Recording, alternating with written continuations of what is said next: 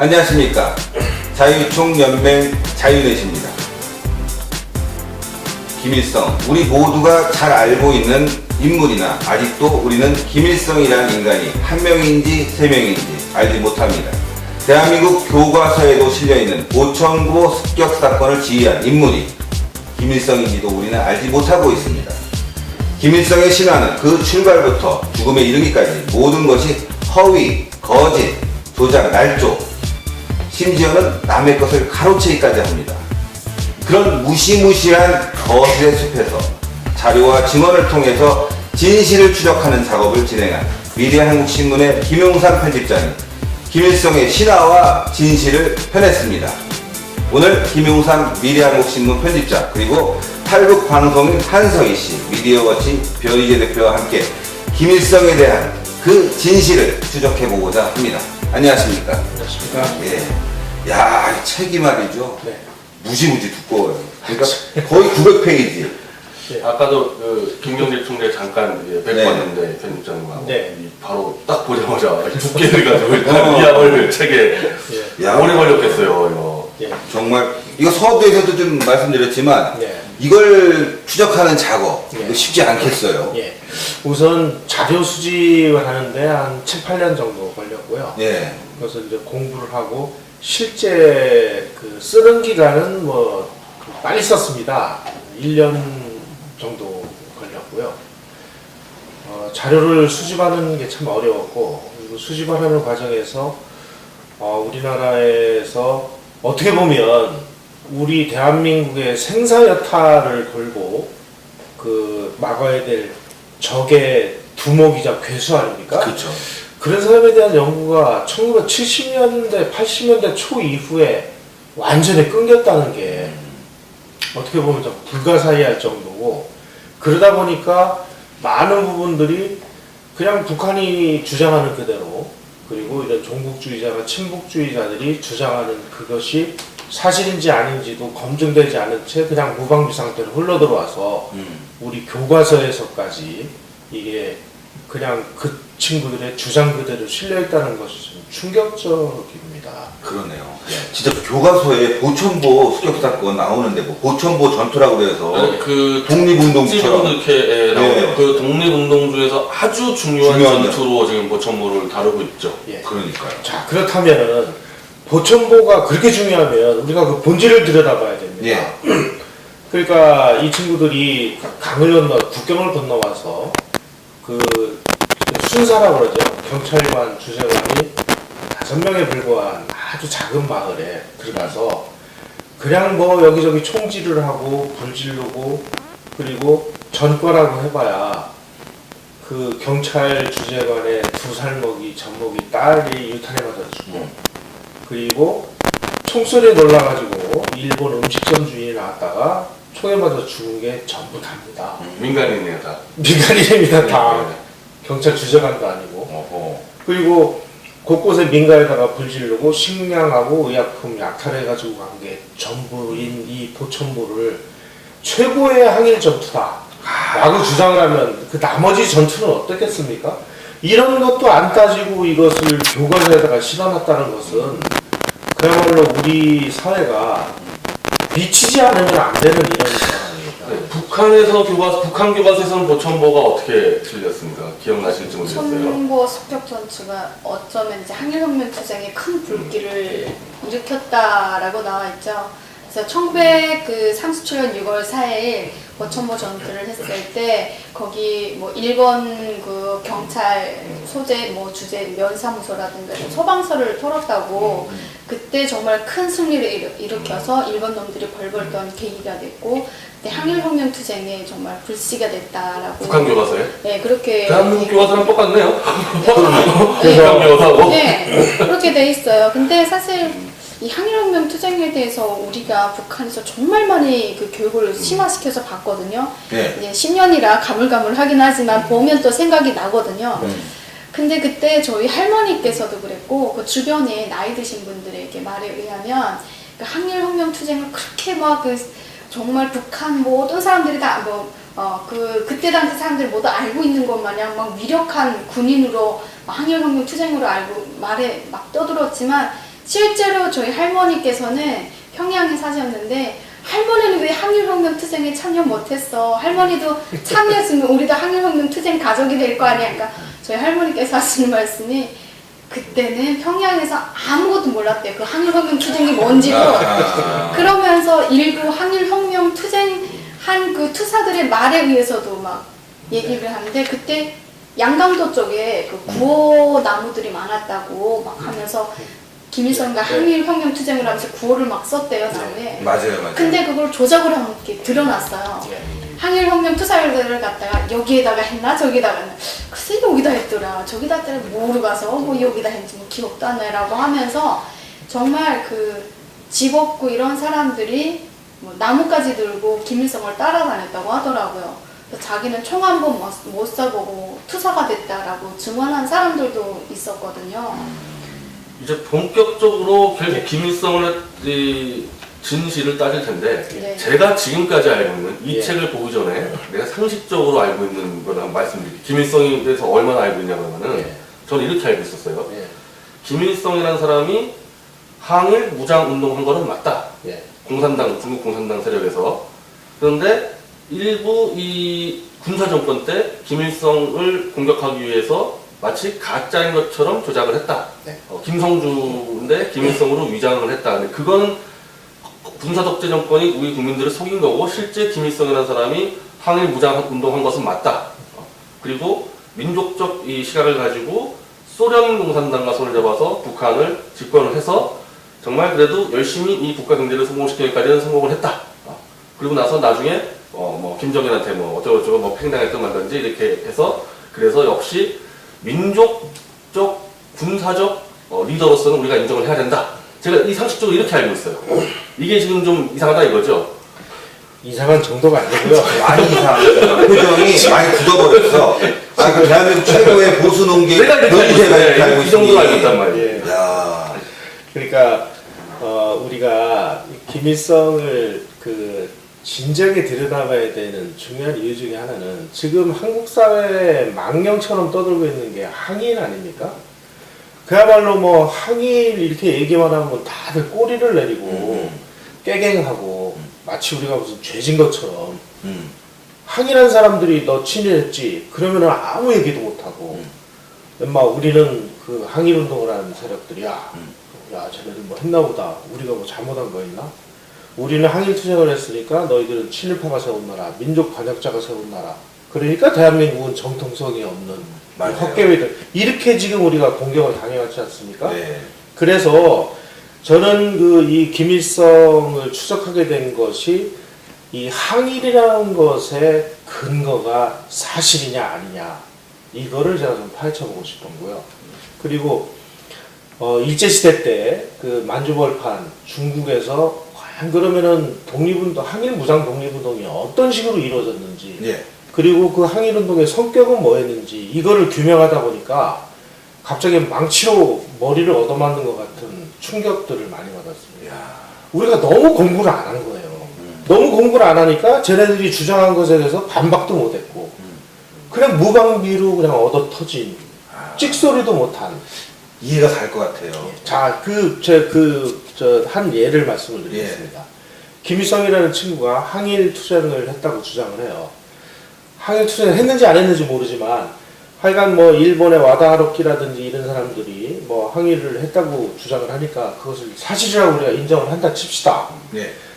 그러면 이제 그 다음 문제는 이런 게 나옵니다. 김일성이가 그러면은 중대장급으로 항일 투쟁을 했느냐 아니면 쫄병을 했느냐 이것도 확실치 않아요. 어디에도 근거가 없습니다. 그리고 김일성이가 한 명이냐 세 명이냐 이것도 어디에도 근거가 없어요. 그러니까 지금 학자들이 연구해 놓은 거에 의하면은 김일성이라는 이름을 사용을 해서 활동을 하던 사람들을 추적을 해본 결과 11명의 김일성이 나옵니다. 예. 그리고 1907년서부터 1919년 뭐 이런 식으로 연대가 이제 쭉 늘어지는데 그 중에서 북한에 수령이 된 김성주하고 활동 기간이 그 비슷하게 겹치는 인간이 3명이 나옵니다. 네.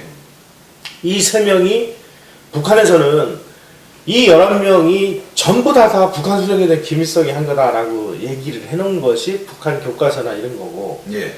실제로 들여다보면은 한 3명 정도가 나오는데, 이 3명이 진짜냐 가짜냐 하는 것도 어느 누구도 지금 확실하게 얘기를 못 합니다. 근거가 아무것도 없어요.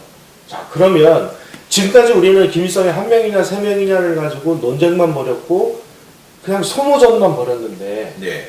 그러면 이 3명이라고 주장하는 이 사람들의 이 활동을 추적을 해서 네. 이 세 사람들의 행적과 활동의 성격이 뭐였는지를 밝혀내면 어차피 김일성이라는 인물 북한에서는 이 세 놈이 한 거, 11명이 한 거를 다 지가 했다고 만족을 해놨으니까 그 본질을 우리가 알 수 있거든요. 추적을 하다 보니까 이제 이런 문제가 났어요. 이게 이제 보천부하고도 계속 다 연결이 되는 문제인데요. 우리 그 독립군들이 항일 무장 투쟁을 아주 세게 한 그 기록들은 청산리 전투, 봉오동 전투 이런 것들은 기억나시죠? 예, 그럼요. 여기서 아주 막 2,000명, 3,000명 단위의 우리 무장 독립부대가 일본군 연대급하고 싸워가지고 아주 혁혁한 그 전투를 그거야말로 했습니다. 전투네요. 네. 이 전투에서 어떻게 승리를 했느냐? 바로 그 무렵에 그 체코 군단 7만 명이 블라디보스토크에 도착을 했어요. 그 체코 군단이 가지고 있던 무기를 우리 독립군들이 샀습니다. 예. 사가지고 무장을 했어요.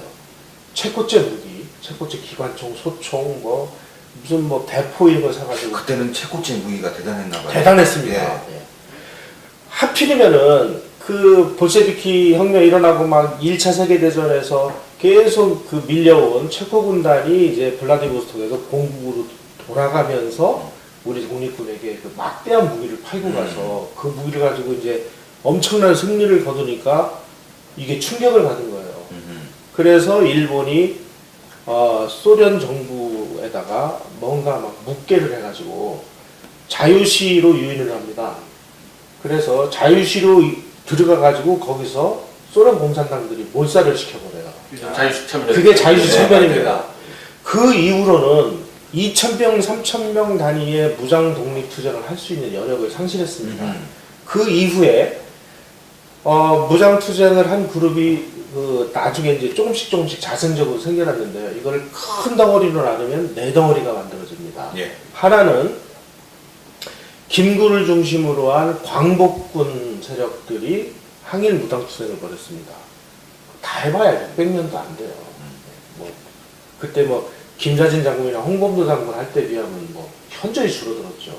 또 한 그룹은 어디에 있냐면은 여기서 떨어져 나온 조선 독립동맹이라는 사람들이 모택동맹에 있던 연안으로 들어가서 연안을 중심으로 해서 조선의 의용군이라는 것을 만들어서 최창희, 김두봉, 무정 이런 사람들이 무장 독립 투쟁을 벌입니다. 연안파라고 그러는. 나중에 이 사람들이 북한으로 들어가서 연안파가 되죠. 또 한 부류는 지청천 장군, 양세봉 장군류의 민족주의 계열의 무장투쟁 세력이 있었습니다. 그리고 마지막으로 중국 공산당이 만든 동북항일연구이라는 빨치산 부대 안에 속해 있었던 한국인 빨치산 부대들이 독립투쟁을 벌였습니다. 무장투쟁을 벌였습니다. 그러니까 큰 덩어리로 나누면 이제 4덩어리가 나눠지는데 이 4덩어리의 성격, 활동 목표를 보면 우리는 무엇 때문에 투쟁을 한다라는 게 그 문건들이 다 있어요. 예. 김구와 광복군들의 행동 강령과 활동 지침을 보면 우리는 지금 나라를 잃어서 중국과 함께 조선의 독립과 조선인민의 해방을 위해서 투쟁을 한다. 이게 명문화가 되어 있습니다. 그 다음에 조선의용군 계열, 최창희, 김도봉, 무정 계열의 이 사람들도 우리의 활동 목표와 행동 지침은 조선인민의 해방과 조선의 독립이다. 이렇게 명문화가 되어 있습니다. 그 다음에 양세봉 장군, 지청천 장군의 이 민족주의 계열의 독립운동하는 사람들도 조선 독립과 해방이 명문화가 되어 있어요. 그런데 김일성이가 속해 있었다고 하는 이 동북항일연군, 예. 이거는 이제 중국 공산당이 만든 이제 중국 빨치산 부대인데 이 사람들의 활동 목표와 행동 강령을 규정한 자료가 발견이 됐습니다. 예. 여기에는 뭐라고 되어 있느냐? 중화조국의 옹호와 옹호와 실지 동북의 회복을 위해서 투쟁한다 이렇게 되어 있습니다. 그건 중국 독립군이네. 중화조국의 옹호와 그 사람들은 만주라고 안 하고 네. 동북 지역이라고 하죠. 네. 그러니까 일본군이 쳐들어와 가지고 만주국을 세워 가지고 만주를 잃었으니까 잃어버린 만주를 되찾자. 그리고 중화조국을 옹호한다 하는 것이 활동 목표와 행동 강령으로 규정이 되어 있습니다. 그러면 김일성이가 뭐 무슨 한 놈이고 세 놈이고 간에 필요 없이 이 놈들은 전부 다 동북 항일연군에 소속돼 있어서 중국 공산당의 지시를 받아서 중화조국의 옹호와 실지 동북의 회복을 위해서 싸웠으니까 조선의 독립과 해방을 위해서 싸운 근거가 뭐냔 말이죠. 그럼 활동 영역도 당연히 만주였겠네요. 당연히 만주에서 뭔가 일본계 만주 군과 싸웠네. 일본 그렇죠. 만주 군벌과 싸웠겠네요. 이렇게 해가지고. 그러니까 이제 그 당시 김일성의 국적은 어디였습니까? 김일성은 저 아버지 아버지가 어렸을 때 중국 국적을 취득합니다. 그래서 김일성 아버지가 중국 국적이. 아버지가 가족들 전부를 중국 국적을 취득을 해요. 그래가지고 진지첸이라고 불렀죠. 김일성이 이제 중국식 이름이에요. 김지첸. 중국 국적에다가 지 말로 중국 공산당에 입당을 해서 중국 공산당에 만든 빨치산부대에 들어가서 중화조국을 옹호하고 실지 동북의 회복을 위해서 싸웠으니까 이게 어떻게 조선의 독립과 해방을 위해서 싸우는 그 당시에 투쟁이 됩니까? 이중국적 제도가 있었나요? 이틀 정도. 자, 그러면 이제 자기네들도 이제 날조를 하다가 야, 이거 좀 말이 안 되잖아, 이거. 이걸 어떻게 이제 변명을 해야 되는 거야. 그리고 고민을 하다가 찾아낸 것이 보천보입니다. 왜? 보천보는 어쨌든지 간에 국경을 넘어와가지고 조선 땅에서 활동을 하게 되잖아요. 그러니까 지금 그 보천보 습격 사건 이전과 이후에도 우리 항일 무장 독립군들이 국내 쳐들어와서 일본군이죠. 하고 전투를 벌인 여러 기록들이 상당히 많이 나옵니다. 엄청난 전투를 벌인 기록들도 많이 나와요. 네. 이것들은 다 말살시켜버립니다. 왜? 아무리 생각해도 자기하고 연결이 안 돼. 근데 보천보는 그렇게 유명한 항일 투쟁의 아주 꽃이라고 얘기를 하는데 전가라고는 그래 젖먹이에 하나 죽인 거하고 일본 그 음식점 주인 유탄마다 죽인 게 다인데 이것을 이렇게 미화 찬양을 할 수밖에 없는 이유는 보천보가 있어야만 자기네들이 조선의 진공에서 조선에서 활동을 했고 조선 독립과 해방을 위해서 싸웠다라는 근거가 되기 때문에 보천보는 그래도 뭐 김정준지 김일성인지 대충 문서로 연결되는 게 있나 보죠. 보천보에서는. 예. 그래도 이름은 좀 나오나 보죠.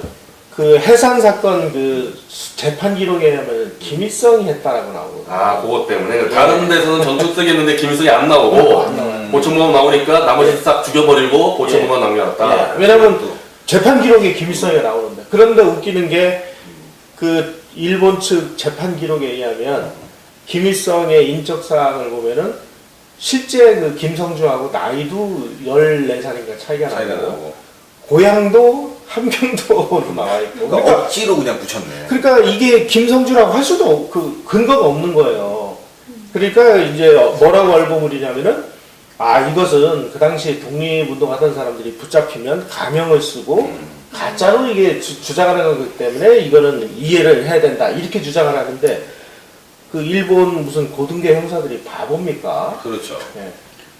그때 당시는 본명이 김성주로 활동했을 텐데 했고 김일성이라는 것은 그러니까 이름을 이제 가명으로 썼다고 얘기하는 거예요. 그러니까 그 전에 이제 김성주란 이름을 가지고 이제 활동을 하다가 이제 뭐 화성 의식인가 거기서 김혁이라는 5년 선배를 만나게 됐어요. 시인이죠. 유명한 시인인데 그 시인이 이 김성주에게 너는 우리의 별이다라고 하면서 한별이라는 이름을 지어준 거예요. 한별. 네, 그래서 일성. 한별로 학생 운동을 하면서 되게 많이 이렇게 운동을 하고 있었는데 김일성이란 이름은 아무 이유 없이 그냥 어느 친구 2명이 내 이름을 지어줬다. 김일성이라고 지어줬다. 이렇게 그냥 나왔어요. 그래서 그러니까 아까 그때부터 그 중국 이름은 그 김순채? 그거 한자는 어떻게 되는 겁니까? 그러니까 김일성의 이 이름이 한자 표기가 4개가 나오는 거예요. 그러네요. 날일자에 별성자 뭐 이런 식으로 해서 그렇게 김일성의 가짜 이름도 4개나 되고 김성주라 자기 본명의 한자 표기도 다 3개나 다르네요. 되고 예, 예, 다릅니다. 발췌했는데. 예, 다 달라요. 그런데 더 웃기는 거는 그 김일성이 이것도 맞고 이것도 맞아 하고 다 인정을 한 거예요. 이게 무슨 얘기냐면 막 이리저리 난쫄하다 보니까 다른 사람이 한 걸 그냥 다 갖다가 하기 위해서 한 근데 거고요. 공식적으로는 이제 북한에서 김일성이 한자를 쓰는 거는 예. 날일자에 이를 이를 성자를 성자. 쓰고 있어요. 김성준. 지금 3개인데 지금 한자가. 김성준 어느 한자 써요? 김성주는 이를 성자의 주인 주자를 쓰죠. 이름 성자. 네. 아. 네. 그러니까 자기 이름조차도 명확하게 밝히지 못하는 이런 완전히 엉터리 쭈쩡이가 그래서 보면, 그 네. 북한의 아까 얘기를 들으니까 뭐 네. 퍼즐 조각이 조금 맞춰지는 것 같은데요. 예. 북한의 민족의 태양이라는 네. 그 김일성이 항일혁명 투쟁을 바탕으로 한 영화가 있어요. 네. 거기에 보면 전부 만주몰판에서 투쟁했던 이야기들이 나오고 네. 거기에는 일본 놈들에게 쫓길 때 굉장히 중국 인민들에게 우호적인 이렇게 지원을 많이 받는 걸로 아니 묘사하고 중국군이니까. 그렇지, 그렇지. 중국군이니까 당연히 중국군은 좀 받고 일본하고 네. 중국군한테 싸웠다는 거 아니에요? 네, 그래서 만주골판에서 이야기가 가장 많이 나오고 그 중국에서 활동할 때 보면 뭐 1938년부터 39년까지 뭐 그 남패자 이쪽에서 이제 활동할 때 그때 이제 김일성이가 고난의 행군을 겪었다고 해요. 그래서 한오백 미숫가루 식량이 부족해서 그 항일혁명 투쟁하는 그 사람들과 미숫가루 한 줌을 가지고 이렇게 나눠 먹는 그런 근데 이야기. 그 영화에서는 그 중국군이라고 안 나오겠네. 중국군이 안 나와요. 나오죠. 네, 안 나오지. 머리를 다 실체가 떼고, 되게 예, 그냥 먹둥이만 해서 그냥 방향이. 군복은 어떤 군복 입고 영화에서는 군복은 중국 군복 중국 군복 비슷한 걸 입고 있었어요. 근데 제가 생각할 때는 이런 게 있어요. 예. 그 독립군이라 그러면 예. 목숨을 걸고 싸우는 거 아니에요. 예. 정말 위험한 예. 어떤 일을 하는 거죠. 국가를 위해서. 예.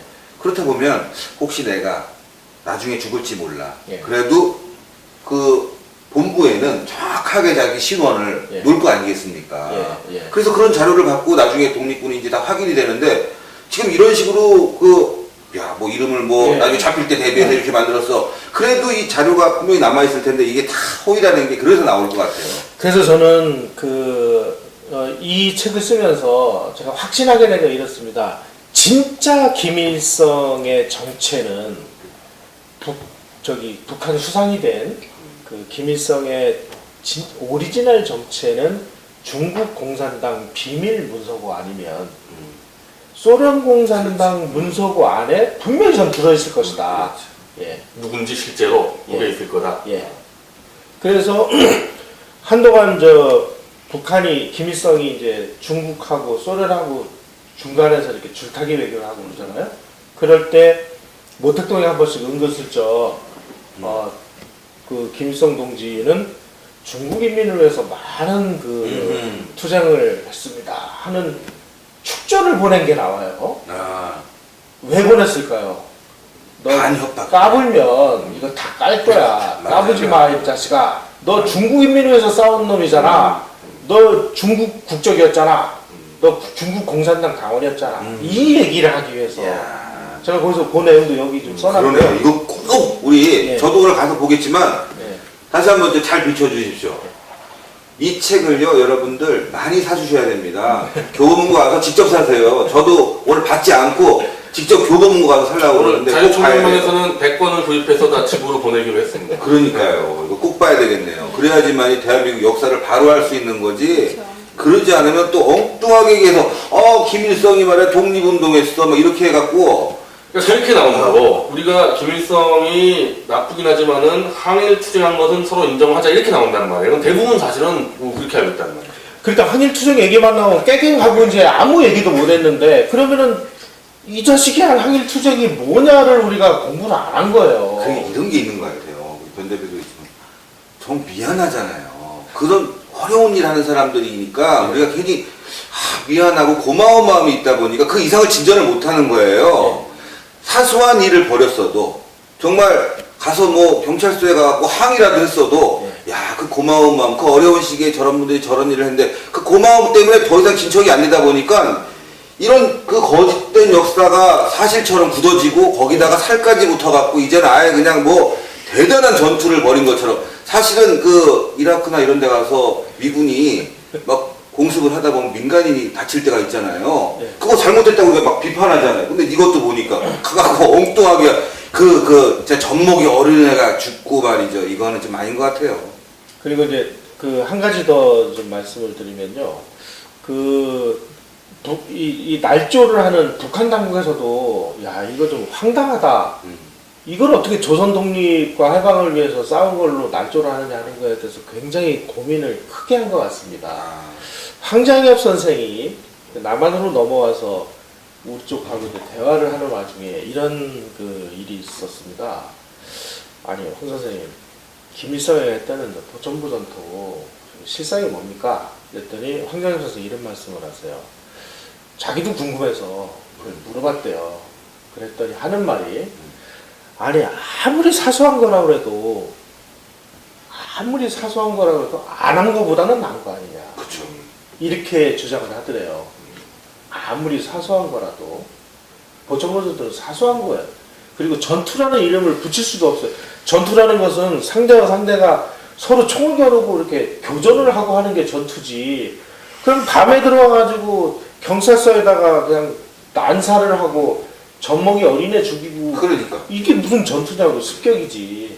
근데 지금 교과서에는요, 보천보 전투로 나와요. 저희는 방송 중에 습격이라고 얘기하고 있지만, 예. 다 전투로 나오고, 또 아주 중대한 항일 투쟁의 예. 독립군 운동으로 나오고 있어요. 지금 대한민국 교과서가 그래요. 그리고 그 김일성이라는 이름이 재판 기록에 나와 있다 뿐이지 그 김일성이 이 김일성인지는 또 확인 안 된다는 거 아닙니까? 안 됩니다. 예. 그 안 되는 이유를 밝힌 사람이 또 한 사람이 있습니다. 박금철이라는 친구가 있어요. 그 사람은 이제 고향이 저 보천보 부근인데 나중에 이제 습격 사건이 벌어진 다음에 일본 경찰이 이거는 분명히 안에 누구 내통자가 있어서 길 안내를 하거나 그렇지 않으면 이렇게 빨리 들어오지를 못할 것이다. 그래가지고 수사를 하다 보니까 안에서 내통을 해가지고 길 안내를 한 사람이 두 사람 잡혔고 그래가지고 이제 그 일막타진이 돼요. 그게 이제 조선 광복회 사건이라는 건데 거기에 이제 길 안내를 했던 박금철이라는 사람이 실형을 선고를 받고 서대문 정무소에 갇혀서 수감 생활하다가 해방이 돼서 풀려났습니다. 그러니까 이제 남로당 친구들이 고생했다고 그래서 이제 석방된 친구를 데리고 와서 이제 막 밥도 먹이고 막 이러고 있는 와중에 김일성이가 이제 북한에 들어갔다라는 얘기를 들으니까 박헌영이가 이동무가 그래도 김일성을 아는 친구니까 가서 사진을 찍어다가 한번 확인해보자. 김일성이가 어떤 친구인지. 그래서 이제 사진을 찍어가지고 와서 박금철한테 보여줘요. 내가 알고 있는 김일성이 아니라는 거야, 이 박금철이. 아니 내가 그때 그 친구하고 여러 번 만나서 하고 그랬는데 이거 아니라고. 야, 이거 중요한 문제니까 그럼 당신이 북한에 가서 확인을 해라. 그래가지고 박각동 씨와 같이 박금철이가 월북을 합니다. 월북에서 갔어요. 그래서 김일성이가 이제 그 묵고 있다는 거기 가서 나 그 당시 그 보천보 때 누구인데 김일성 좀 면회를 하자. 그랬더니 나 그런 놈 알지도 못한다. 그러면서 면회를 안 시켜주더라는 거예요. 그래서 박금철이가 이제 화가 나가지고 야, 내가 보천보 때 그 사람을 이렇게 인도한 누구누구인데 나를 모른단 말이냐. 나를 모른다는 거는 말이 안 되는데 나 이런 사람이니까 나 좀 만나야겠다. 뭐 그러니까 면담을 허락을 하셨대요. 보는 순간 자기가 알고 있는 김일성이 아니더라는 거야. 본인이 젊은 거야. 그러니까 이제 순간 이제 양쪽 다가 이제 황당하게 됐을 거 아니에요. 김일성도 멀뚱멀뚱하고 있다가 야 이거 이러다가 내가 얘기한 게 다 거짓말이 될 우려가 있으니까 김일성이가 이게 좀 임기응변은 좀 있었던 것 같아요. 아니 박동무 말이야 어떻게 감옥 생활을 편안하게 해서 말이야 살이 통통하게 올라가지고 내가 박동무 얼굴을 못 알아봤네 하면서 막 악수를 하더라는 거예요. 그 내용이 박갑동 씨가 쓴 책의 증언으로 나와요. 이야. 그 뒤로 박근철 씨는 어떻게 됐습니까?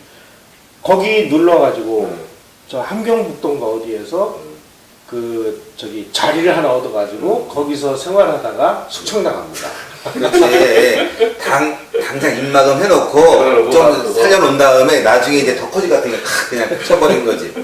아주 김일성 이 사람 말이 머리가 아주 빨라요. 그 다음에 이제 또 더 웃기는 게 있어요. 아까 이제 구홍목 말씀을 하셨는데 네.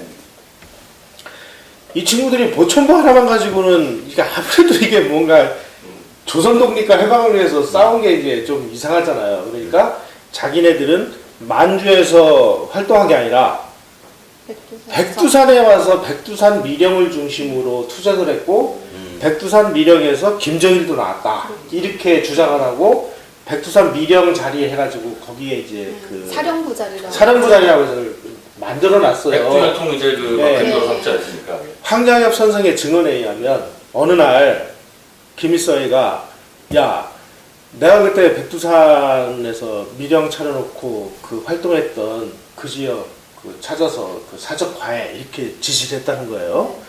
그래서 답사관 60명이 백두산을 그냥 이잡듯이 뒤졌는데 아니 그게 있어야 말이지 자기는 다 만주에서 했는데 그러니까 이 바보들 그것도 못 찾아 내가 가서 찾아줄게 하고 김일성이가 직접 백두산에 가서 막 여기저기 다니다가 여기야! 라고 찍은 자리를 사령부 자리로 만들어서 거기다가 사적지를 만들어 놓고 그리고 그거 가지고도 또 날조가 좀 그 미흡하다라고 했는지 여기서 이제 김정일을 낳았으니까 실은 하바로프스에서 낳는데 그렇죠.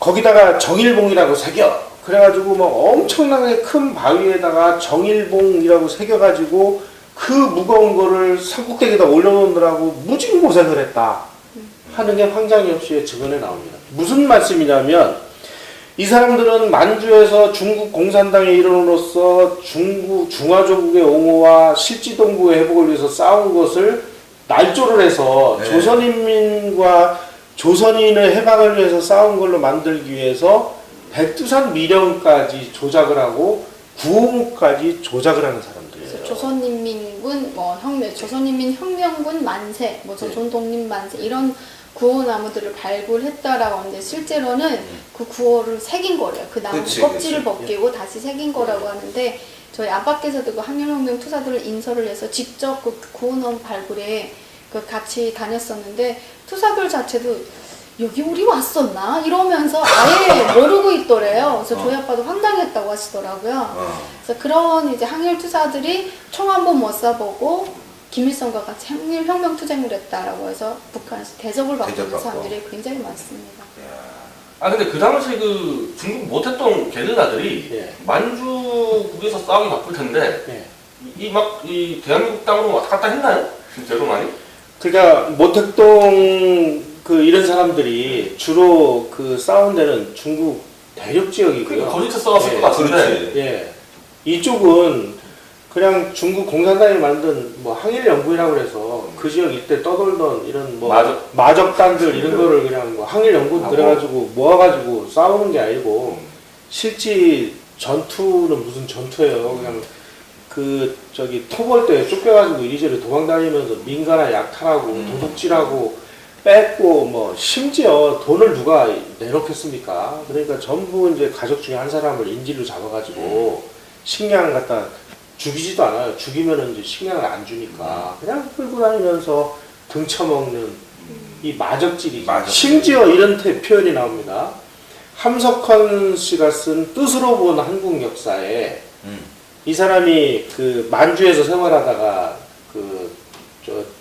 북한으로 들어왔습니다. 해방 후에. 네. 뜻으로 본 한국 역사에 뭐라고 되어 있냐면 이 자식들이 만주에서 마적질이나 헤쳐먹던 놈들이 여기 와가지고 뭐 큰 소리 치고 앉아있다. 이런 대목이에요. 함석헌의 뜻으로 본 한국 역사. 이게 그 박정희 대통령이 예. 만주 육사를 나와서 예. 만주군에 있을 때 그걸 가지고 독립군을 때려잡았냐 했을 때 예. 실제로 박정희 대통령이 했던 일본 만주군의 역할이 그냥 거의 주민들을 마적들로부터 보호하는 역할을 했거든요.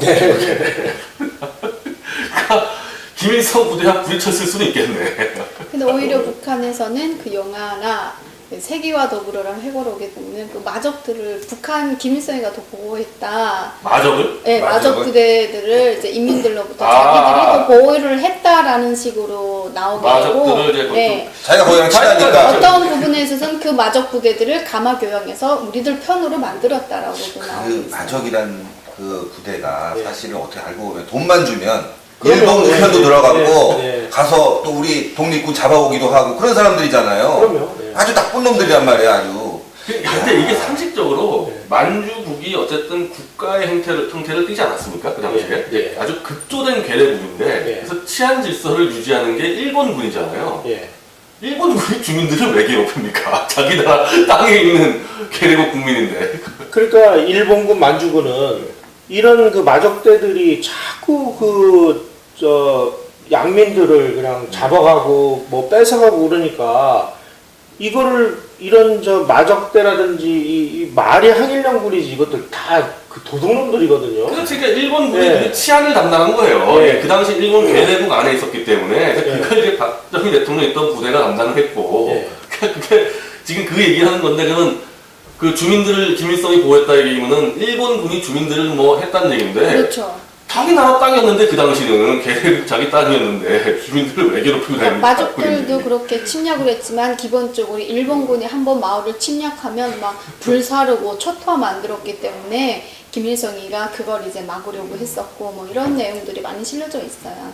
완전 역사를 갖다가 말이죠. 그냥 자기 멋대로 그냥 네. 갖다가 붙이고 빼고 그래서 자기를 영웅화 만들었는데 나중에 보니까 사람들이 북한 사람들도 말씀하신 대로 생각이 있으니까 계속 의심을 하는 거 아니겠어요? 그런데 더 중요한 건 대한민국이에요, 바로.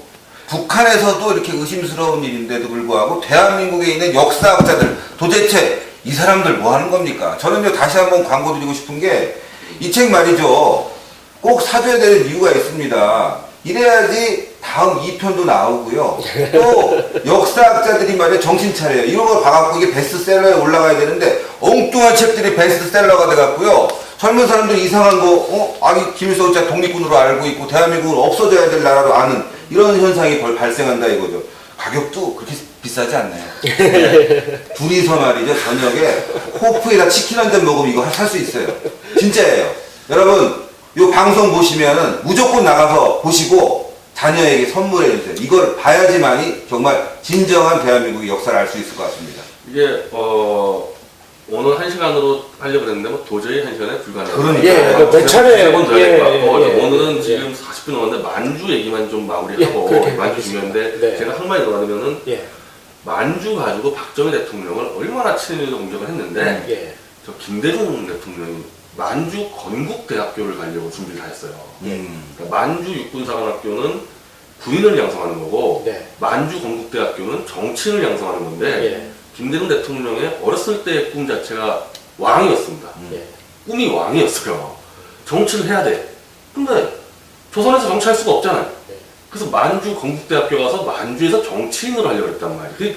그래서 무슨 말씀 드리고 싶으냐면은 그 당시에 대한민국 청년들, 꿈 많고 똑똑한 청년인 박정희든 김대중이든 만주에서 꿈을 펼치려고 했단 말이죠. 네. 젊은이들이. 네. 거기 좀 나오는 것 같더라고요. 만주에 대해서 예. 우리 김영삼 교수장님 그거 한번 설명해 주시죠.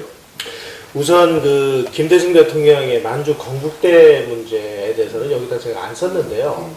이런 얘기가 있습니다. 만주 건국대는 만주국의 행정관료를 양성하기 위해서 만든 학교인데요. 그러니까 만주에서 제일 좋은 학교죠. 만주 건국대 나온 분이 계세요. 강영훈 총리, 그 다음에 최규하 총리, 최규하 거기도 대통령, 예, 두 분이 만주 건국대 출신인데, 그 다음에 최남선 씨가 교수를 했고요. 김대중 씨가 만주 건국대에 나왔다고 그렇게 얘기를 하는데, 강영훈 씨하고 최규하 대통령이 거기에 그런 사람이 여기 다닌 적이 없거든요. 나중에 보니까 만주 건국대 분교가 731 부대에 있는 그 부대에 731 부대. 분교가 있었다는 얘기가 있어요. 731 부대 무시무시한 데잖아요. 예, 그러니까 이분은 그 본교를 다닌 게 아니라 분교를 다녔을 가능성. 자기 자서전에는 예. 가고 싶어서 입학이 확정이 됐는데 태평양 전쟁 때문에 못 갔다고 나오는 그게 본인 나오네요. 자서전에 이렇게 나와요. 예, 예. 근데 만주국 때를 정말 열심히 공부해서 가고 싶었다까지만 나오고 예. 거의 입학 준비가 끝났는데 태평양 전쟁 때문에 못 갔다 이렇게 나옵니다. 우선 이제 만주 말씀을 드리겠습니다. 우리는 지금까지 만주 그러면 만주국, 그러면 뭐 일본의 괴뢰 국가 이렇게만 알고 있었는데 사실 우리가 그 여러 가지 그 감정적인 거 다 빼고 만주국을 들여다보면은 만주국은 지금 말씀하신 대로 식민지 조선 사람들이 가서 출세할 수 있는 유일한 탈출구였습니다. 예를 들어서 그 당시 대한민국의 지성인으로서 최고봉이라고 하는 최남선이 여기서 경상제국대학 교수를 못했거든요. 만주 건국대에 가서 교수를 했습니다. 네. 이렇게 정교수로. 그게 다 국립이고 공짜고 예. 취업을 보장했던 대학이에요. 네. 그리고 이제 그 만주국을 건국한 이후에 만주국 치안이 막 이렇게 어려워지고 그러니까 군대를 양성을 했어요. 만주국 군대를. 그러다 보니까 원래는 일본 정부가 그 일본인 500만 명을 만주로 보내가지고 여기를 영원히 이제 일본 땅으로 만들려고 했는데 여러 가지 사정이 있어가지고 일본 사람들이 많이 안 갔습니다. 많이 안 가다 보니까 조선 사람들에게 문호를 개방을 해가지고 조선 사람들 중에 정말 야망이 있고 똑똑하고 출세욕이 있고 뭔가 막 한번 도전해보고 싶은 그런 생각을 가진 사람들이 가난한 서민층, 대거 이제 만주로 가서 이런 사람들에게는 그야말로 희망의 나라. 출세를 할 수 있는 희망이 생긴 거죠. 그리고 그 중국 사람들은 일본 사람들을 그 안 보는 데서 뭐라고 그랬냐면은 귀자, 귀신 귀자에 그 농자자, 귀자라고 이제 그 공격을 했습니다. 귀신의 자식들. 예. 없어져야 돼. 예. 태어나지 말아야 돼. 뭐. 그러면은 한국 사람은 뭐라고 불렀냐? 이기자. 두 번째. 예. 그게 무슨 얘기냐면 그만큼 천대했네요. 만주국은 그 오족 협파라고 그래서 일본인, 조선인, 중국인, 만주인, 몽고인 이렇게 5개 민족으로 이제 구성된 나라를 만들겠다라고 했는데 실제로 1등 국민은 일본, 그 다음이 2등 국민은 한국인, 한국. 3등 국민 조선 이런 식으로. 그러니까 그 일본 사람들이 만주를 경영하기 위해서 한국의 엘리트들을 데려다가 자기네들 대리인으로서의 자격을 주고 거기서 이제 그 출세기를 만든 거고 그러는 과정에서 많은 사람들이 이 국가 운영이라는 것의 일부를 배워가지고 온 거예요. 우리가 모든 감정을 빼고 얘기를 합시다. 그러네요. 두 번째, 만주국 군대가 만들어져 가지고 만주군관학교, 신경군관학교를 졸업한 그 사람들이 대거 대한민국으로 와서 대한민국을 건국을 하고 대한민국을 지켜내고 대한민국을 근대화하는 역할을 하잖아요. 백선엽 장군, 예. 백선엽 장군, 박정희 대통령, 강영훈 총리를 비롯해서 최규하 대통령도 예. 있었고. 그럼 왜 그랬을까? 자, 이렇게 봅시다. 만주라는 비슷비슷한 그 시기에 김일성을 중심으로 해서 빨치산 활동을 하던 한 그룹이 만들어져 있었고 만주군관학교와 신경군관학교, 만주 건국대를 졸업한 또 한 그룹의 한국인 그룹이 만들어져서 해방이 돼서 김일성 집단은 북한으로 가서 북한을 만드는 역할을 했고 이분들은 대한민국을 건국하고 지켜내는 역할을 했는데요. 네. 왜 이런 차이가 있느냐 이거죠. 그때 이제 일본이 만주국을 건국한 다음에 만주를 농업국가에서 근대국가로 탈바꿈시키기 위한 만주 산업개발 5개년 계획이라는 걸 추진을 합니다. 어마어마한 규모로. 왜냐하면 만주에서 철광석이 많이 나고 석탄이 많이 나고 그러니까 이걸 중심으로 해서 만주를 중공업 기지로 만들어서 여기서 무기도 만들고 중공업을 일으켜서 그 당시에 이제 그 세계공항의 역할이 어려워질 때 새로운 어떤 부를 창출하는 역할을 했고 그리고 중일전쟁이 일어나면서 이제 그 일종의 거기를 이제 산업기지로 만드는 이 어마어마한 산업개발의 이 그 박동이 시작이 됐는데 네. 일본 정부가 만주 산업개발 5개년 계획에 5년 동안 얼마를 투자했느냐. 정확하게 일본 본국정부 총 예산의 3년치를 갖다가 때려박았습니다. 총 예산의 3년. 3년치. 지금 한국의 이 총 예산이 한 300조 되죠. 예. 그 300조에 한국으로 따지면 3배니까 한 1000조 원을 1000조 지금 원을. 한국 기준으로 했을 때. 그러니까 아마 농업국가 만주가 막 어마어마한 이제 그 중공업 국가를 변모하고 거기에 뭐 일본의 그 재벌들이 다 참여해가지고 뭐 비행기 회사도 만들고 철강 회사도 만들고 만주에서 거대한 이 변화가 일어나는 것을 만주군관학교와 만주 건국대 그리고 만주에서 행정관리하던 사람들이 일면을 본 거예요. 만주 산업개발 5개년 계획과 제1차 경제개발 5개년 계획하고 비슷한 점이 좀 안 느껴지세요? 그러니까 제가 지금 그 얘기 좀 예. 물어보고 싶었는데 너무 또 우리가 얘기 길다 보니까 예. 다음에 얘기를 들어줘야 됩니다. 이거 예. 우리가 지금 1시간 가까이 하고 있는데 이거 뭐 한 10편을 해야 되지 않겠어요? 그러니까 만주까지만 하고 예. 아직 김일성 지금 본격 들어가지 예, 예. 못했습니다. 그러니까 마무리하고 바로 이 만주 군 출신들 그다음에 만주 건국대를 나와서 행정관료 일하던 사람들이 이 어마어마한 대변혁을 하는 이 현장을 바라보면서 아 농업국가가 근대 국가를 변모하려면 이런 걸 해야 되는구나. 제철, 철도, 전력 이런 거를 배운 거예요. 박정희 대통령이 와가지고 제1차 경제개발 5개년 계획을 하고 관료가 주도를 하는 네. 이 시스템은 만주국에서 만주 산업개발 5개년 계획의 완벽한 한국식 변형입니다. 그래서 한국의 근대화는 만주국이 그 원형이다. 학자들은 이렇게 주장을 하고 있고요. 그러면 북한의 김일성은 비슷한 시절에 만주에 있었는데 이게 왜 이걸 못 받느냐? 이놈들은 토벌대에 쫓겨가지고 그러니까 도둑질하고 남 속이고 뭐 그냥 이런 거 여기저기 도망 다니면서 민가나 털어먹고 식량이나 뺏고 약탈이나 하고 이 짓을 하면서 여기저기 도망 다니고 뭐 이러는 것을 배워가지고 북한에 들어가서 북한을 완벽하게 그런 유형의 국가를 만들어버렸지 않습니까? 지금 보니까요. 아까 하나 나왔네요. 배워본 거. 네. 우리 그 한소희 씨가 얘기한 게 있어요. 네. 고난의 행군. 예. 그거 막 진짜 요만큼 그 밀가루 먹으면서 견딘 거. 네. 그래서 지금 북한 주민들이 고난의 행군 시절에 얼마나 많이 똑같습니다. 죽었어요. 그 고난의 행군을 그대로 복사해서 김일성이 죽었을 때 그 시기를 고난의 행군이라는 명칭까지 달아서 네, 배워도 참. 지금도 이어나가고 있는 거죠. 그래서 와다하루키 같은 그래서 저는 저 친북적인 학자라고 얘기를 하는데 그 사람은 뭐 객관적이지 않습니다. 오죽했으면 북한을 유격대 국가라 이렇게 와다우키가 그렇게 규정했어요.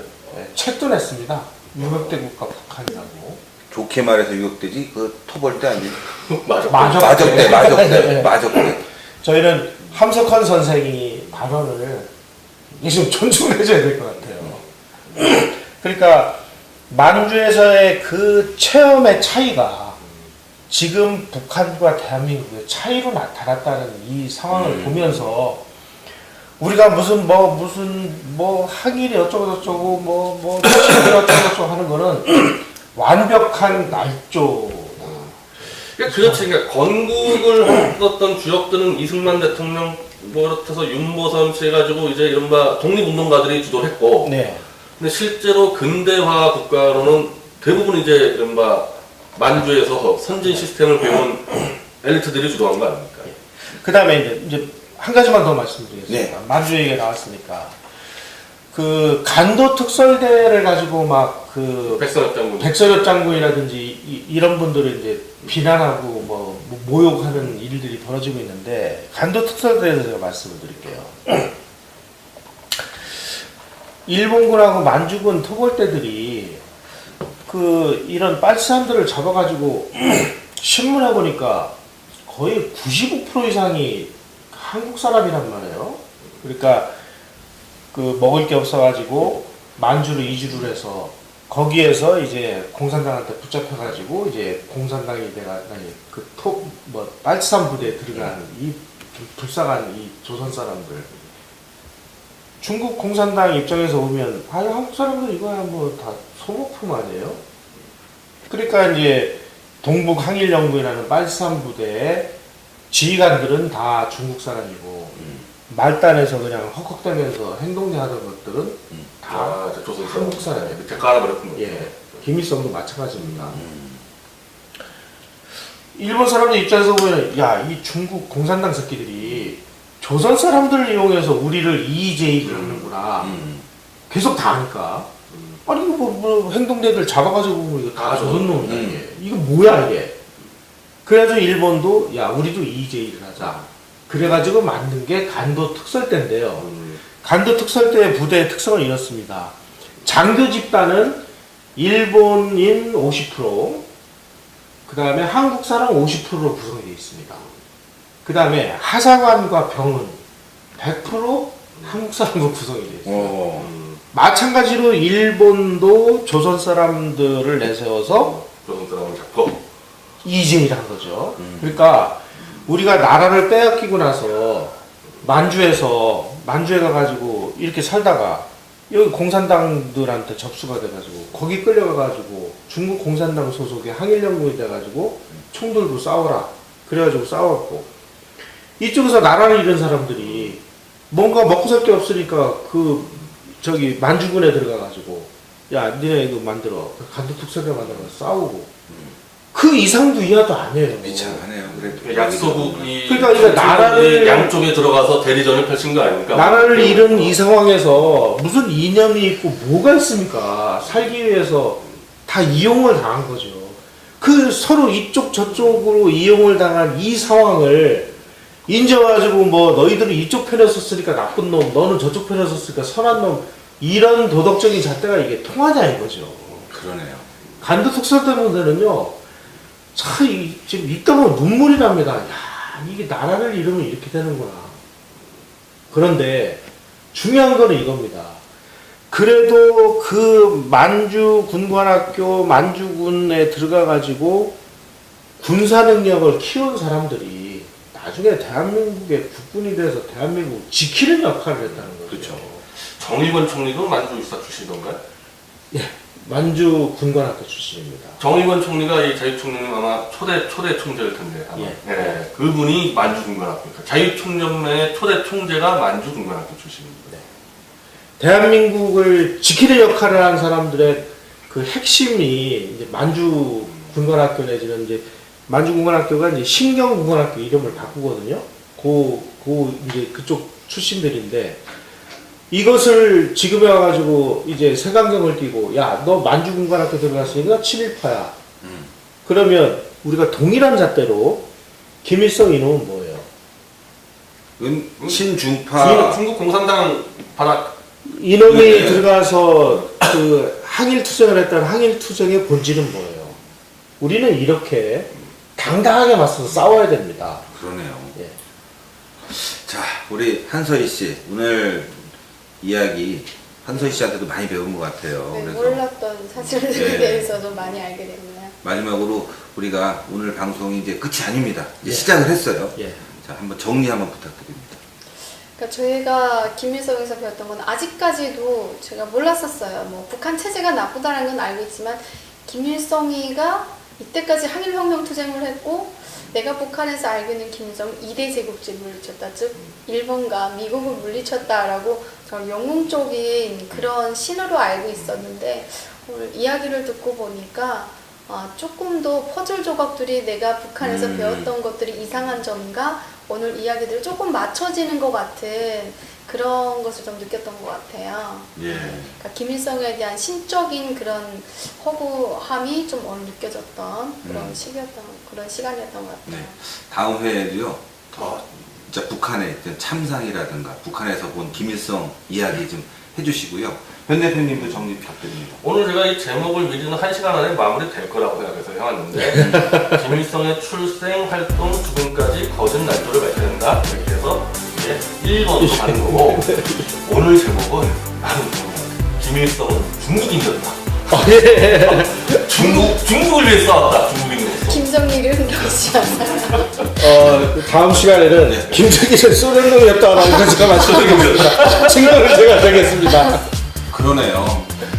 얼굴만 한국 사람으로 아니 얼굴만 마치 우리 조선인처럼 하고 있던 이 김일성의 실체가 중국인이었네요. 그가 했던 일은 조선의 독립이 아니라 중국의 독립이었고요. 그가 활동했던 건 마족단 활동이었습니다. 이걸 우리 다음 회에요 차근차근 풀어가야 되겠습니다. 대한민국 역사, 우리 근대사를 바로 아는 것, 김일성이라는 이자부터 우리가 제대로 아는 것, 그것부터 시작해야 되겠습니다. 오늘 자유총연맹 자유넷 여기까지 하겠습니다. 다음 편 꼭 기대해 주십시오. 감사합니다. 고맙습니다. 감사합니다.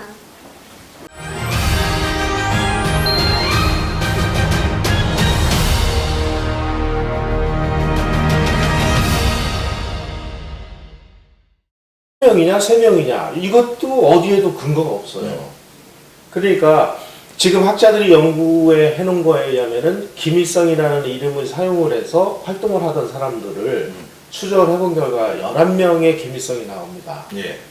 그리고 1907년서부터 1919년 뭐 이런 식으로 연대가 이제 쭉 늘어지는데 그 중에서 북한에 수령이 된 김성주하고 활동 기간이 그 비슷하게 겹치는 인간이 3명이 나옵니다. 네.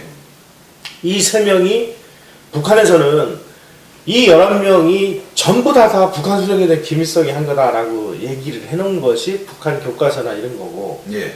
실제로 들여다보면은 한 3명 정도가 나오는데 이 3명이 진짜냐 가짜냐 하는 것도 어느 누구도 지금 확실하게 얘기를 못합니다. 근거가 아무것도 없어요. 자, 그러면 지금까지 우리는 김일성이 1명이냐 3명이냐를 가지고 논쟁만 벌였고 그냥 소모전만 벌였는데 네. 그러면 이 3명이라고 주장하는 이 사람들의 이 활동을 추적을 해서 네. 이 세 사람들의 행적과 활동의 성격이 뭐였는지를 밝혀내면 어차피 김일성이라는 인물 북한에서는 이 세 놈이 한 거, 11명이 한 거를 다 지가 했다고 만족을 해놨으니까 그 본질을 우리가 알 수 있거든요. 추적을 하다 보니까 이제 이런 문제가 났어요. 이게 이제 보천부하고도 계속 다 연결이 되는 예. 문제인데요. 우리 그 독립군들이 항일 무장 투쟁을 아주 세게 한 그 기록들은 청산리 전투, 봉오동 전투 이런 것들은 기억나시죠? 예, 그럼요.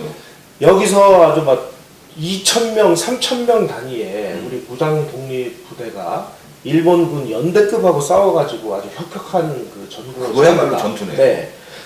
이 전투에서 어떻게 승리를 했느냐? 바로 그 무렵에 그 체코 군단 7만 명이 블라디보스토크에 도착을 했어요. 그 체코 군단이 가지고 있던 무기를 우리 독립군들이 샀습니다. 예. 사가지고 무장을 했어요. 체코제 무기, 체코제 기관총, 소총, 뭐 무슨 뭐 대포 이런 걸 사가지고 그때는 체코제 무기가 대단했나 봐요. 대단했습니다. 예. 예. 하필이면은 그 볼셰비키 혁명 일어나고 막 1차 세계대전에서 계속 그 밀려온 체코 군단이 이제 블라디보스토크에서 본국으로 돌아가면서 우리 독립군에게 그 막대한 무기를 팔고 가서 그 무기를 가지고 이제 엄청난 승리를 거두니까 이게 충격을 받은 거예요. 그래서 일본이 소련 정부에다가 뭔가 막 묵계를 해가지고 자유시로 유인을 합니다. 그래서 자유시로 들어가가지고 거기서 소련 공산당들이 몰살을 시켜버려요. 자유식 참여. 그게 자유시 네, 참변입니다. 맞아요. 그 이후로는 2,000명, 3,000명 단위의 무장 독립 투쟁을 할 수 있는 여력을 상실했습니다. 그 이후에 무장 투쟁을 한 그룹이 그 나중에 이제 조금씩 자생적으로 생겨났는데요. 이걸 큰 덩어리로 나누면 4덩어리가 만들어집니다. 예. 하나는 김구를 중심으로 한 광복군 세력들이 항일 무장 투쟁을 벌였습니다. 다 해봐야 600년도 안 돼요. 뭐 그때 뭐 김자진 장군이나 홍범도 장군 할 때 비하면 뭐 현저히 줄어들었죠. 또 한 그룹은 어디에 있냐면은 여기서 떨어져 나온 조선 독립동맹이라는 사람들이 모택동맹에 있던 연안으로 들어가서 연안을 중심으로 해서 조선의 의용군이라는 것을 만들어서 최창희, 김두봉, 무정 이런 사람들이 무장 독립 투쟁을 벌입니다. 연안파라고 그러는 흔히. 나중에 이 사람들이 북한으로 들어가서 연안파가 되죠. 또 한 부류는 지청천 장군, 양세봉 장군 이외에 민족주의 계열의 무장투쟁 세력이 있었습니다. 그리고 마지막으로 중국 공산당이 만든 동북항일연구이라는 빨치산 부대 안에 속해 있었던 한국인 빨치산 부대들이 독립투쟁을 벌였습니다. 무장투쟁을 벌였습니다. 그러니까 큰 덩어리로 나누면 이제 네 덩어리가 나눠지는데 이 네 덩어리의 성격, 활동 목표를 보면 우리는 무엇 때문에 투쟁을 한다라는 게 그 문건들이 다 있어요. 예. 김구와 광복군들의 행동 강령과 활동 지침을 보면 우리는 지금 나라를 잃어서 중국과 함께 조선의 독립과 조선 인민의 해방을 위해서 투쟁을 한다. 이게 명문화가 되어 있습니다. 그 다음에 조선의영군 계열, 최창희, 김도봉, 우정 계열의 이 사람들도 우리의 활동 목표와 행동 지침은 조선 인민의 해방과 조선의 독립이다. 이렇게 명문화가 되어 있습니다. 그 다음에 양세봉 장군, 지청청 장군의 이 민족주의 계열의 독립운동하는 사람들도 조선 독립과 해방이 명문화가 되어 있어요. 그런데 김일성이가 속해 있었다고 하는 이 동북항일연군, 예. 이거는 이제 중국 공산당이 만든 이제 중국 빨치산 부대인데 이 사람들의 활동 목표와 행동 강령을 규정한 자료가 발견이 됐습니다. 예. 여기에는 뭐라고 되어 있느냐? 중화조국의 옹호와 실지 동북의 회복을 위해서 투쟁한다 이렇게 되어 있습니다. 그건 중국 독립군이네. 중화조국의 옹호와 그 사람들은 만주라고 안 하고 네. 동북지역이라고 하죠. 네. 그러니까 일본군이 쳐들어와 가지고 만주국을 세워 가지고 만주를 잃었으니까 잃어버린 만주를 되찾자. 그리고 중화조국을 옹호한다 하는 것이 활동 목표와 행동 강령으로 규정이 되어 있습니다. 그러면 김일성이가 무슨 한 놈이고 세 놈이고 간에 필요 없이 이 놈들은 전부 다 동북항일연군에 소속돼 있어서 중국 공산당의 지시를 받아서 중화조국의 옹호와 실지동북의 회복을 위해서 싸웠으니까 조선의 독립과 해방을 위해서 싸운 근거가 뭐냔 말이죠. 그럼 활동 영역도 당연히 만주였겠네요. 당연히 만주에서 뭔가 일본계 만주 군과 싸웠네. 일본 그렇죠. 만주 군벌과 싸웠겠네요. 이렇게 해가지고. 그러니까 이제 그 당시 김일성의 국적은 어디였습니까? 김일성은 아버지 아버지가 어렸을 때 중국 국적을 취득합니다. 그래서 아버지가 김일성 아버지가 중국 국적이. 아버지가 가족들 전부를 중국 국적을 취득을 해요. 그래가지고 진지첸이라고 불렀죠. 김일성이 이제 중국식 이름으로 김지첸. 중국 국적에다가 지 말로 중국 공산당에 입당을 해서 중국 공산당에 만든 빨치산 부대에 들어가서 중화조국을 옹호하고 실지동북의 회복을 위해서 싸웠으니까 이게 어떻게 조선의 독립과 해방을 위해서 싸우는 그 당시에 투쟁이 됩니까? 이중국적 제도가 있었나요? 이틀 정도는. 자, 그러면 이제 자기네들도 이제 날조를 하다가 야, 이거 좀 말이 안 되잖아, 이거. 이걸 어떻게 이제 변명을 해야 되는 거야. 그리고 고민을 하다가 찾아낸 것이 보천보입니다. 왜? 보천보는 어쨌든지 간에 국경을 넘어와가지고 조선 땅에서 활동을 하게 되잖아요. 그러니까 지금 그 보천보 습격 사건 이전과 이후에도 우리 항일 무장 독립군들이 국내 쳐들어와서 일본군이죠. 하고 전투를 벌인 여러 기록들이 상당히 많이 나옵니다. 엄청난 전투를 벌인 기록들도 많이 나와요. 네. 이것들은 다 말살시켜버립니다. 왜? 아무리 생각해도 자기하고 연결이 안 돼. 근데 보천보는 그렇게 유명한 항일 투쟁의 아주 꽃이라고 얘기를 하는데 전가라고는 그래 젖먹이에 하나 죽인 거하고 일본 그 음식점 주인 유탄마다 죽인 게 다인데 이것을 이렇게 미화 찬양을 할 수밖에 없는 이유는 보천보가 있어야만 자기네들이 조선에 진공해서 조선에서 활동을 했고 조선 독립과 해방을 위해서 싸웠다라는 근거가 되기 때문에 보천보는 그래도 뭐 김정준지 김일성인지 대충 문서로 좀 연결되는 게 있나 보죠. 보천보에서는. 예. 그래도 이름은 좀 나오나 보죠. 그 해산 사건 그 재판 기록에 하면 김일성이 했다라고 나오거든요. 아, 그것 때문에 다른 데서는 전투 쓰겠는데 김일성이 안 나오고 보천보만 나오니까 나머지 싹 죽여버리고 보천보만 남겨놨다. 왜냐면 재판 기록에 김일성이 나오는데 그런데 웃기는 게 그 일본 측 재판 기록에 의하면 김일성의 인적 사항을 보면은 실제 그 김성주하고 나이도 14살인가 차이가 나고 고향도 함경도로 나와 있고. 그러니까 억지로 그냥 붙였네. 그러니까 이게 김성주라고 할 수도 없고 그 근거.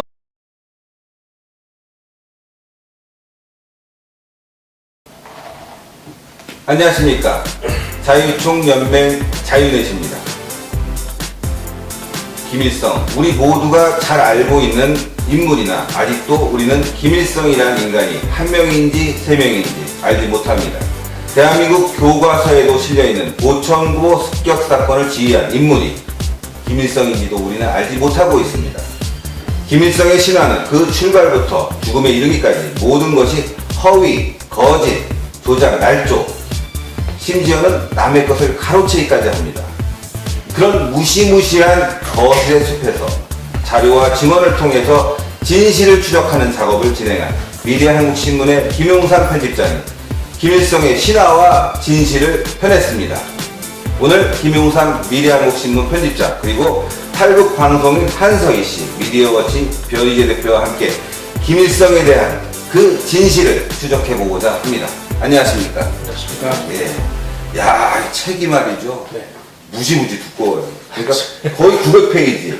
네. 아까도 그 김경재 총리 잠깐 뵙고 네. 왔는데 편집장님하고 네. 바로 딱 보자마자 두께를 가지고 일단 이양을 책에 예. 야, 오래 걸렸겠어요 이거. 예. 정말 이거 서두에서도 좀 말씀드렸지만 네. 이걸 추적하는 작업 네. 이거 쉽지 않겠어요. 예.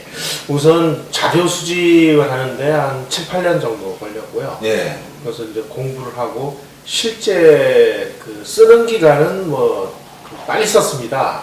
1년 정도 걸렸고요. 자료를 수집하는 게 참 어려웠고 그리고 수집하는 과정에서 우리나라에서 어떻게 보면 우리 대한민국의 생사여타를 걸고 그 막아야 될 적의 두목이자 괴수 아닙니까? 그렇죠.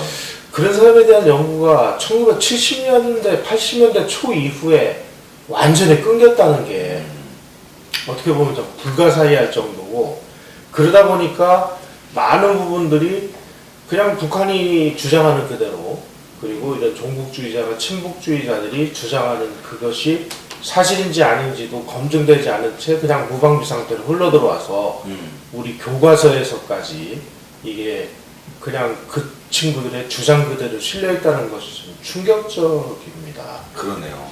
진짜 교과서에 보천보 습격 사건 나오는데 뭐 보천보 전투라고 그래서 그 독립운동처럼 이렇게 나오네요. 네. 그 독립운동 중에서 아주 중요한 전투로 지금 보천보를 다루고 있죠. 예. 그러니까요. 자, 그렇다면은 보천보가 그렇게 중요하면 우리가 그 본질을 들여다봐야 됩니다. 예.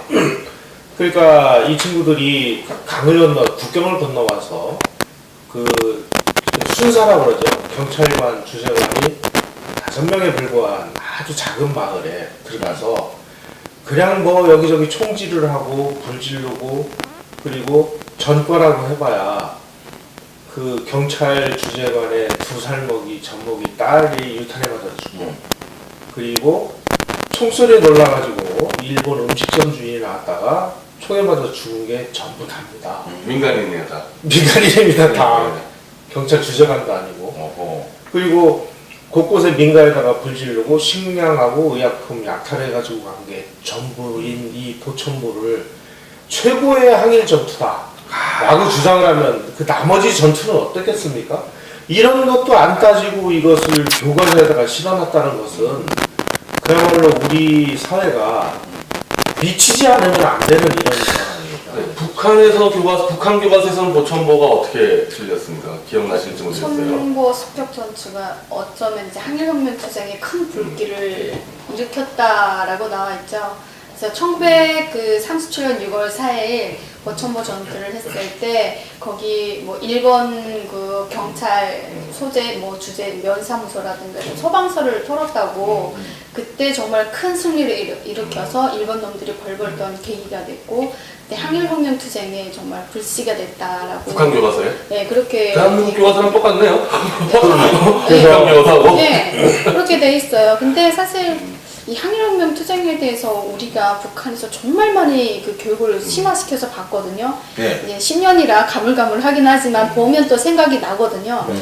근데 그때 저희 할머니께서도 그랬고 그 주변에 나이 드신 분들에게 말에 의하면 그 항일혁명 투쟁을 그렇게 막 그 정말 북한 모든 사람들이 다 그때 당시 사람들이 모두 알고 있는 것 마냥 막 위력한 군인으로 항일혁명 투쟁으로 알고 말에 막 떠들었지만 실제로 저희 할머니께서는 평양에 사셨는데 할머니는 왜 항일혁명 투쟁에 참여 못했어? 할머니도 참여했으면 우리도 항일혁명 투쟁 가족이 될 거 아니야? 그러니까 저희 할머니께서 하시는 말씀이 그때는 평양에서 아무것도 몰랐대요. 그 항일혁명 투쟁이 뭔지도. 그러면서 일부 항일혁명 투쟁한 그 투사들의 말에 의해서도 막 얘기를 하는데 그때 양강도 쪽에 그 구호 나무들이 많았다고 막 하면서 김일성과 항일혁명 투쟁을 하면서 구호를 막 썼대요, 나무에. 맞아요. 근데 그걸 조작을 하고 이렇게 드러났어요. 항일혁명 투사들을 갖다가 여기에다가 했나 저기다가 했나 글쎄 여기다 했더라 저기다 했더라 모르고 가서 뭐 여기다 했는지 뭐 기억도 안 나라고 하면서 정말 그 집 없고 이런 사람들이 뭐 나무까지 들고 김일성을 따라다녔다고 하더라고요. 그래서 자기는 총 한 번 못 쏴보고 투사가 됐다라고 증언한 사람들도 있었거든요.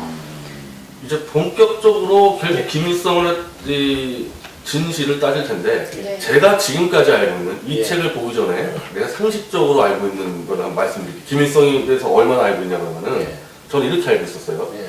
김일성이라는 사람이 항일 무장 운동한 거는 맞다. 예. 공산당 중국 공산당 세력에서. 그런데 일부 이 군사 정권 때 김일성을 공격하기 위해서 마치 가짜인 것처럼 조작을 했다. 네. 김성주인데 김일성으로 위장을 했다. 근데 그건 군사 독재 정권이 우리 국민들을 속인 거고 실제 김일성이라는 사람이 항일 무장 운동한 것은 맞다. 그리고 민족적 이 시각을 가지고 소련 공산당과 손을 잡아서 북한을 집권을 해서 정말 그래도 열심히 이 국가 경제를 성공시키기까지는 성공을 했다. 그리고 나서 나중에 뭐 김정일한테 뭐 어쩌고저쩌고 뭐 팽당했던 만든지 이렇게 해서 그래서 역시 민족적 군사적 리더로서는 우리가 인정을 해야 된다. 제가 이 상식적으로 이렇게 알고 있어요. 이게 지금 좀 이상하다 이거죠?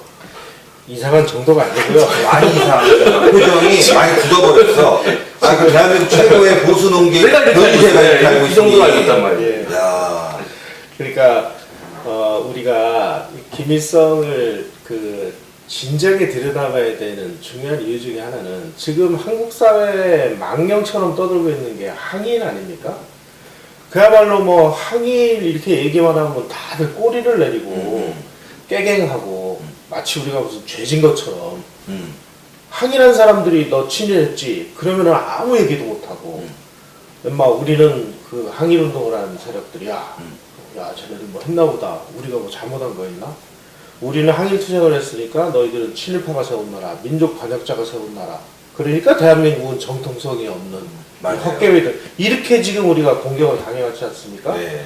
그래서 저는 그 이 김일성을 추적하게 된 것이 이 항일이라는 것의 근거가 사실이냐 아니냐 이거를 제가 좀 파헤쳐보고 싶은 거고요. 그리고 일제시대 때 그 만주벌판 중국에서 과연 그러면은 독립운동 항일 무장 독립운동이 어떤 식으로 이루어졌는지 예. 그리고 그 항일운동의 성격은 뭐였는지 이거를 규명하다 보니까 갑자기 망치로 머리를 얻어맞는 것 같은 충격들을 많이 받았습니다.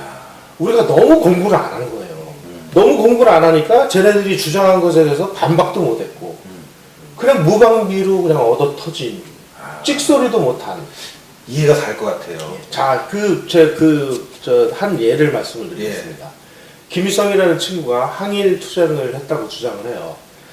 항일 투쟁을 했는지 안 했는지 모르지만 하여간 뭐 일본의 와다 하루키라든지 이런 사람들이 뭐 항일을 했다고 주장을 하니까 그것을 사실이라고 우리가 인정을 한다 칩시다. 네.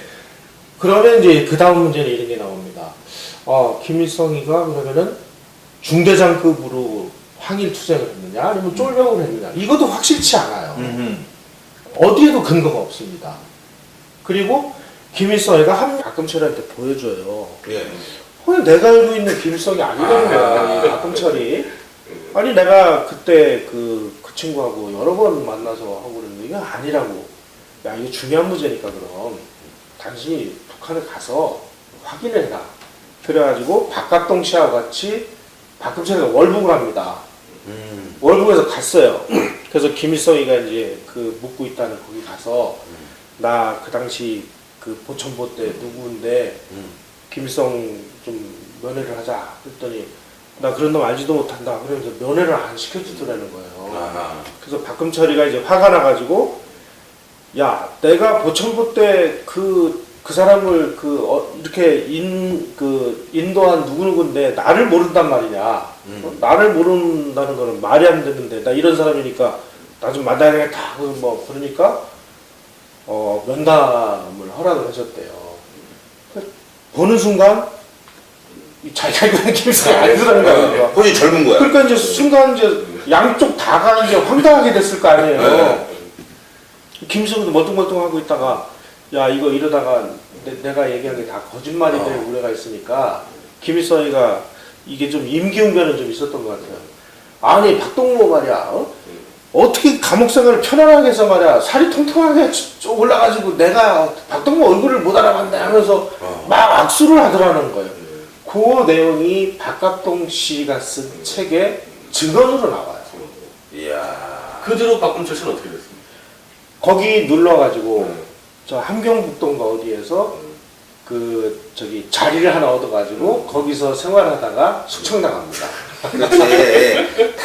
당장 입막음 해놓고 좀 살려놓은 다음에 나중에 이제 덕커지 같은 게 그냥 쳐버린 거지. 아주 김일성 이 사람 말이 머리가 아주 빨라요. 그 다음에 이제 또 더 웃기는 게 있어요. 아까 이제 구홍목 말씀을 하셨는데 네. 이 친구들이 보천보 하나만 가지고는 이게 아무래도 이게 뭔가 조선 독립과 해방을 위해서 싸운 게 이제 좀 이상하잖아요. 그러니까 자기네들은 만주에서 활동한 게 아니라 백두산에 와서 백두산 미령을 중심으로 투쟁을 했고 백두산 미령에서 김정일도 나왔다 이렇게 주장을 하고 백두산 미령 자리에 해가지고 거기에 이제 그 사령부 자리라고 사령부자리라고 해서 만들어놨어요. 백두혈통 이제 그 네. 대표로 삼지 않습니까? 황장엽 선생의 증언에 의하면 어느 날 김일성이가 야 내가 그때 백두산에서 미령 차려놓고 그 활동했던 그 지역 찾아서 그 사적 과외 이렇게 지시를 했다는 거예요. 그래서 답사관 60명이 백두산을 그냥 이잡듯이 뒤졌는데 아니 그게 있어야 말이지. 자기는 다 만주에서 했는데 그러니까 이 바보들 그것도 못 찾아 내가 가서 찾아줄게 하고 김일성이가 직접 백두산에 가서 막 여기저기 다니다가 여기야! 라고 찍은 자리를 사령부 자리로 만들어서 거기다가 사적지를 만들어 놓고 그리고 그거 가지고도 또 날조가 좀 미흡하다라고 했는지 여기서 이제 김정일을 낳았으니까 실은 하바로프스에서 낳는데 그렇죠. 거기다가 정일봉이라고 새겨 그래가지고 막 엄청나게 큰 바위에다가 정일봉이라고 새겨가지고 그 무거운 거를 산꼭대기에다 올려놓느라고 무진 고생을 했다 하는 게 황장엽 씨의 증언에 나옵니다. 무슨 말씀이냐면 이 사람들은 만주에서 중국 공산당의 일원으로서 중화조국의 옹호와 실지동부의 회복을 위해서 싸운 것을 날조를 해서 네. 조선인민과 조선인의 해방을 위해서 싸운 걸로 만들기 위해서 백두산 미령까지 조작을 하고 구호무까지 조작을 하는 사람들이에요. 조선인민군 조선인민혁명군 만세, 조선독립 만세 이런 구호나무들을 발굴했다라고 하는데 실제로는 그 구호를 새긴 거래요. 그 나무 껍질을 벗기고 다시 새긴 거라고 하는데 저희 안팎에서도 그 항일혁명 투사들을 인설을 해서 직접 그 구호나무 발굴에 같이 다녔었는데 투사들 자체도 여기 우리 왔었나? 이러면서 아예 모르고 있더래요. 그래서 저희 아빠도 황당했다고 하시더라고요.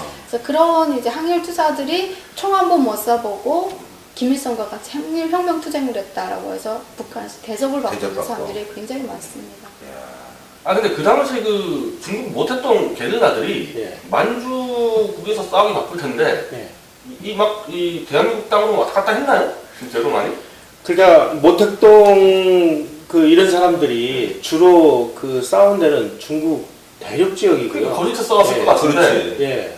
이쪽은 그냥 중국 공산당이 만든 뭐 항일연구이라고 그래서 그 지역 이때 떠돌던 이런 뭐 마적단들 이런 거를 그냥 뭐 항일연구 그래가지고 모아가지고 싸우는 게 아니고 실제 전투는 무슨 전투예요. 그냥 그 저기 토벌 때 쫓겨가지고 이리저리 도망다니면서 민가나 약탈하고 도둑질하고 뺏고 뭐 심지어 돈을 누가 내놓겠습니까? 그러니까 전부 이제 가족 중에 한 사람을 인질로 잡아가지고 식량 갖다 죽이지도 않아요. 죽이면은 이제 식량을 안 주니까 그냥 끌고 다니면서 등쳐먹는 이 마적질이죠. 심지어 이런 표현이 나옵니다. 함석헌 씨가 쓴 뜻으로 본 한국 역사에 이 사람이 그 만주에서 생활하다가 북한으로 들어왔습니다. 해방 후에. 뜻으로 본 한국 역사에 뭐라고 되어 있냐면 이 자식들이 만주에서 마적질이나 헤쳐먹던 놈들이 여기 와가지고 뭐 큰 소리 치고 앉아있다. 이런 대목이에요. 함석헌의 뜻으로 본 한국 역사. 이게 박정희 대통령이 만주 육사를 나와서 만주군에 있을 때 그걸 가지고 독립군을 때려잡았냐 했을 때 실제로 박정희 대통령이 했던 일본 만주군의 역할이 그냥 거의 주민들을 마적들로부터 보호하는 역할을 했거든요. 그러니까 김일성 부대와 부딪혔을 수는 있겠네. 근데 오히려 북한에서는 그 영아나 세계와 더불어랑 회고록에 보면 그 마적들을 북한 김일성이가 더 보호했다. 마적을? 네, 마적 부대들을 이제 인민들로부터 자기들이 더 보호를 했다라는 식으로 나오게 되고, 마적들을 이제 자기가 거기랑 친하니까 어떤 부분에 있어서는 그 마적 부대들을 가마 교양해서 우리들 편으로 만들었다라고도 나오고 그 있어요. 마적이란 그 부대가 사실은 어떻게 알고 보면 돈만 주면 일본 우편도 들어갔고 가서 또 우리 독립군 잡아오기도 하고 그런 사람들이잖아요. 그럼요. 아주 나쁜 놈들이란 말이에요, 아주. 근데 이게 상식적으로 만주국이 어쨌든 국가의 형태를 띠지 않았습니까? 그 당시에 아주 급조된 괴뢰국인데 그래서 치안 질서를 유지하는 게 일본군이잖아요. 일본군이 주민들을 왜 괴롭힙니까? 자기 나라 땅에 있는 괴뢰국 국민인데.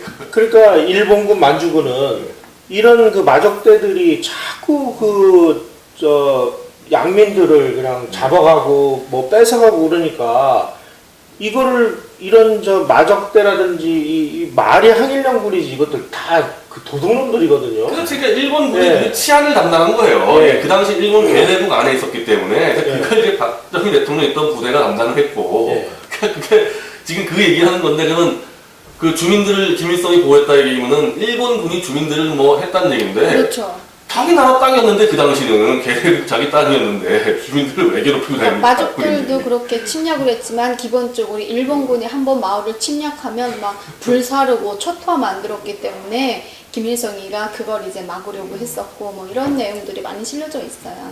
완전 역사를 갖다가 말이죠. 그냥 자기 멋대로 그냥 갖다가 붙이고 빼고 그래서 자기를 영웅화 만들었는데 나중에 보니까 사람들이 북한 사람들도 말씀하신 대로 생각이 있으니까 계속 의심을 하는 거 아니겠어요? 그런데 더 중요한 건 대한민국이에요, 바로.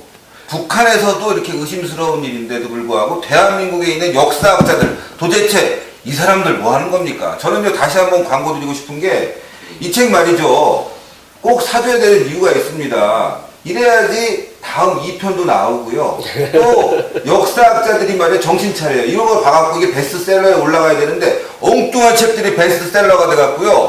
젊은 사람들이 이상한 거, 아니 김일성 진짜 독립군으로 알고 있고 대한민국은 없어져야 될 나라로 아는 이런 현상이 발생한다 이거죠. 가격도 그렇게 비싸지 않나요? 둘이서 말이죠. 저녁에 호프에다 치킨 한 점 먹으면 이거 살 수 있어요. 진짜예요. 여러분 요 방송 보시면은 무조건 나가서 보시고 자녀에게 선물해 주세요. 이걸 봐야지만이 정말 진정한 대한민국의 역사를 알 수 있을 것 같습니다. 이게 오늘 1시간으로 하려고 했는데 뭐 도저히 1시간에 불가능. 없는 거예요. 그러니까 이제 뭐라고 알고물이냐면은 이것은 그 당시에 독립운동하던 사람들이 붙잡히면 가명을 쓰고 가짜로 이게 주장하는 거기 때문에 이거는 이해를 해야 된다 이렇게 주장을 하는데 그 일본 무슨 고등계 형사들이 바보입니까? 그렇죠.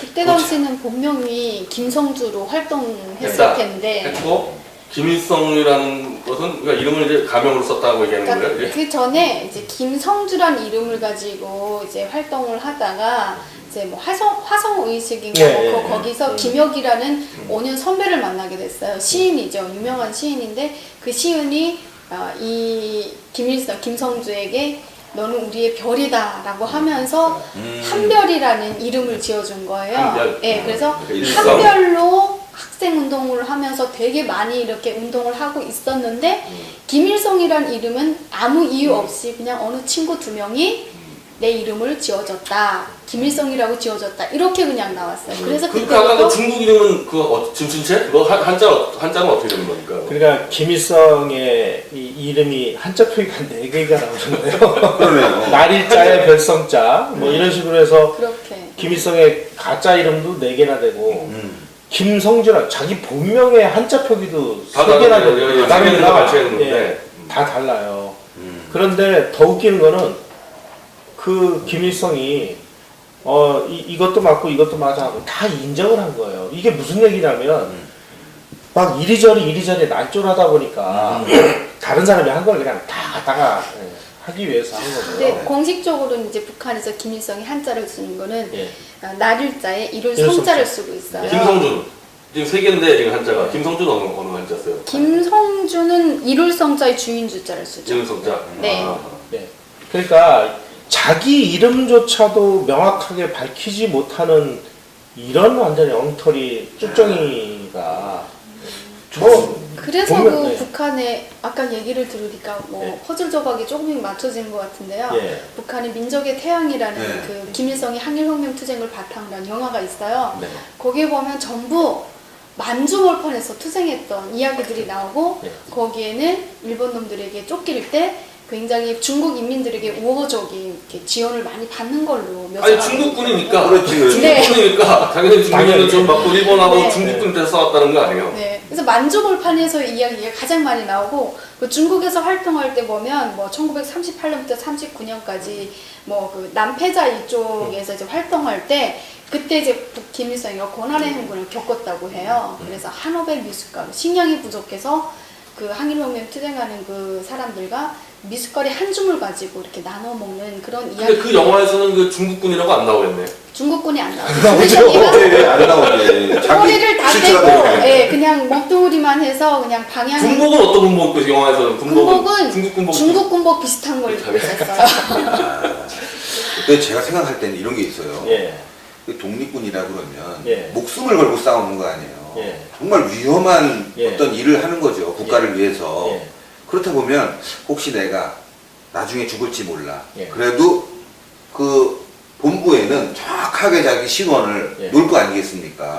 예. 예. 그래서 그런 자료를 갖고 나중에 독립군인지 다 확인이 되는데 지금 이런 식으로 뭐 이름을 뭐 예. 나중에 잡힐 때 대비해서 이렇게 만들었어. 그래도 이 자료가 분명히 남아있을 텐데 이게 다 허위라는 게 그래서 나올 것 같아요.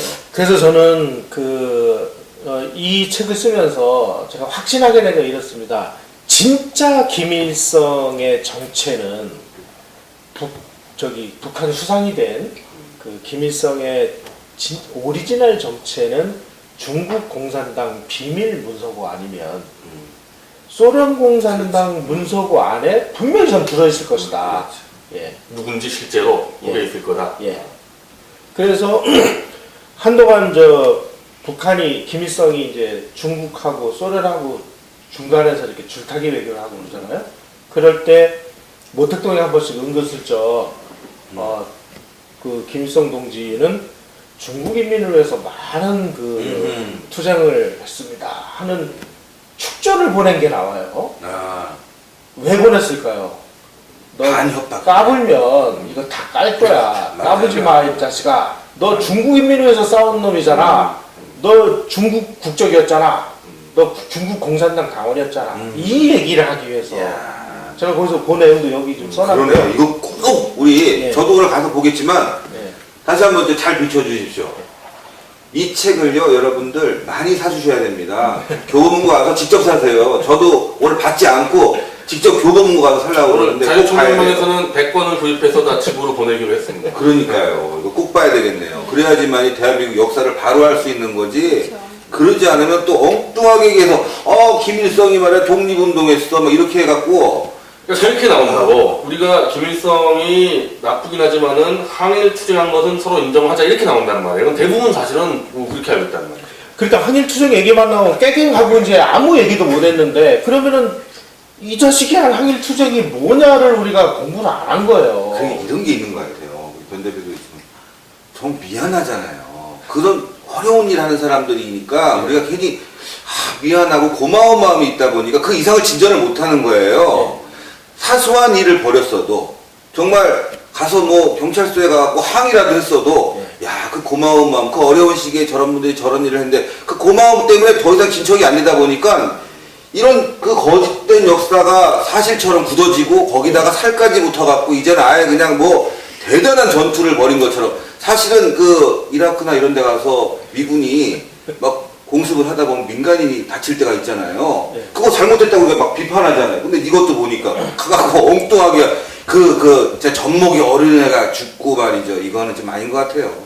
그리고 이제 그 한 가지 더 좀 말씀을 드리면요. 이 날조를 하는 북한 당국에서도 야, 이거 좀 황당하다. 이걸 어떻게 조선 독립과 해방을 위해서 싸운 걸로 날조를 하느냐 하는 거에 대해서 굉장히 고민을 크게 한 것 같습니다. 황장엽 선생이 남한으로 넘어와서 우리 쪽하고 이제 대화를 하는 와중에 이런 그 일이 있었습니다. 아니요, 홍 선생님, 김일성이 했다는 보천부 전투 실상이 뭡니까? 그랬더니 황장엽 선생이 이런 말씀을 하세요. 자기도 궁금해서 물어봤대요.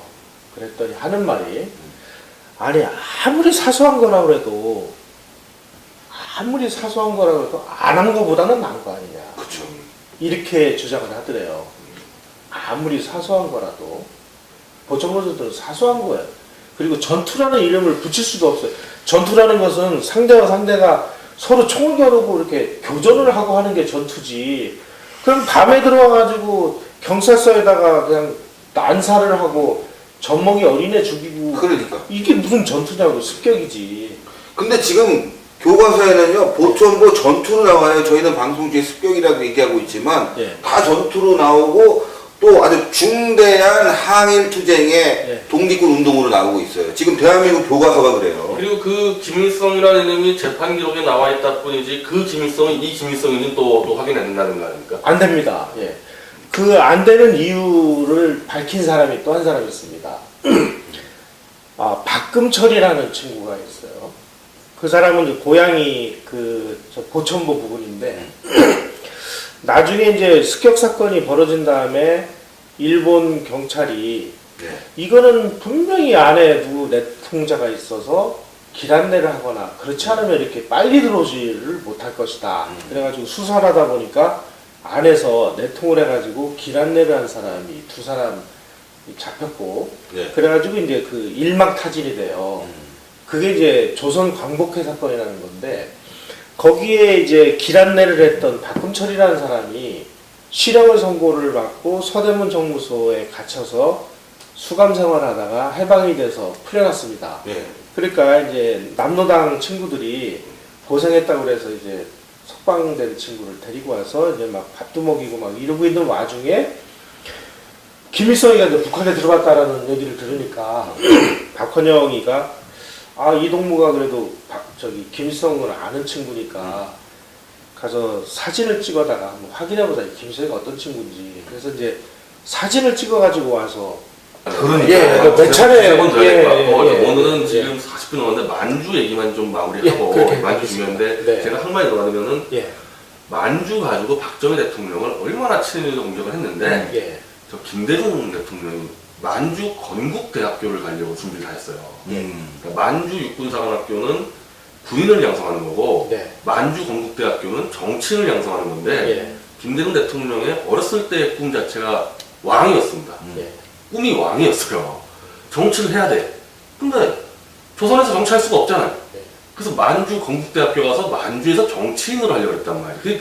그래서 무슨 말씀 드리고 싶으냐면은 그 당시에 대한민국 청년들 꿈 많고 똑똑한 청년인 박정희든 김대중이든 만주에서 꿈을 펼치려고 했단 말이죠. 젊은이들이. 거기 이름 나오는 것 같더라고요. 만주에 대해서 우리 김영삼 교수장님 그거 한번 설명해 주시죠. 우선 그 김대중 대통령의 만주 건국대 문제에 대해서는 여기다 제가 안 썼는데요. 이런 얘기가 있습니다. 만주 건국대는 만주국의 행정관료를 양성하기 위해서 만든 학교인데요. 그러니까 만주에서 제일 좋은 학교죠. 만주 건국대 나온 분이 계세요. 강영훈 총리. 그 다음에 최규하 총리. 최규하 대통령. 예, 두 분이 만주 건국대 출신인데, 그 다음에 최남선 씨가 교수를 했고요. 김대중 씨가 만주 건국대에 나왔다고 그렇게 얘기를 하는데, 강영훈 씨하고 최규하 대통령이 보기에 그런 사람이 여기 다닌 적이 없거든요. 나중에 보니까 만주 건국대 분교가 731 부대에 있는 그 부대에 분교가 있었다는 얘기가 있어요. 731 부대 무시무시한 데잖아요. 예, 그러니까 이분은 그 본교를 다닌 게 아니라 분교를 다녔을 가능성.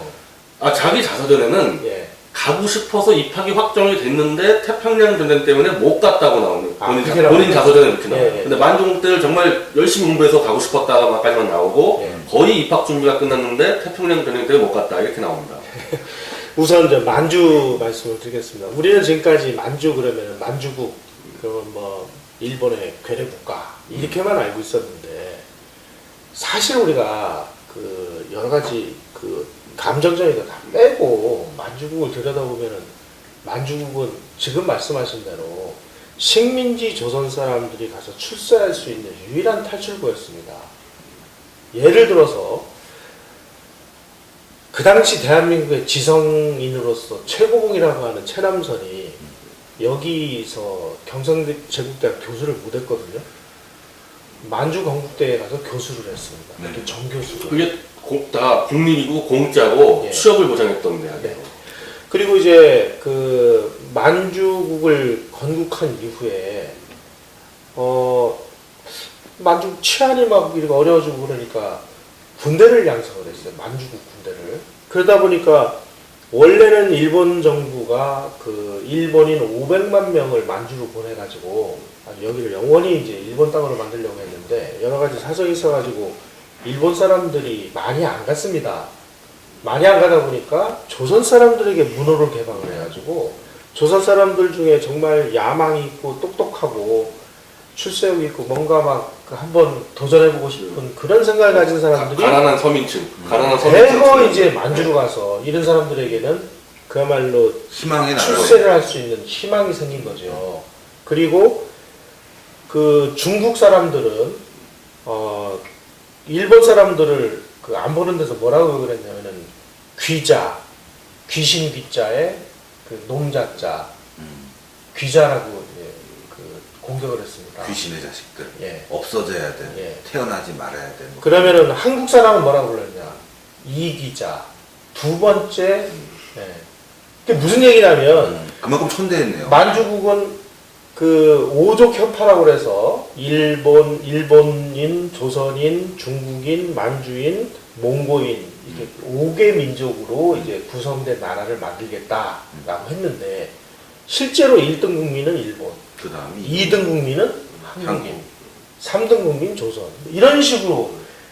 그러니까 그 일본 사람들이 만주를 경영하기 위해서 한국의 엘리트들을 데려다가 자기네들 대리인으로서의 자격을 주고 거기서 이제 그 출세기를 만든 거고, 그러는 과정에서 많은 사람들이 이 국가 운영이라는 것의 일부를 배워가지고 온 거예요.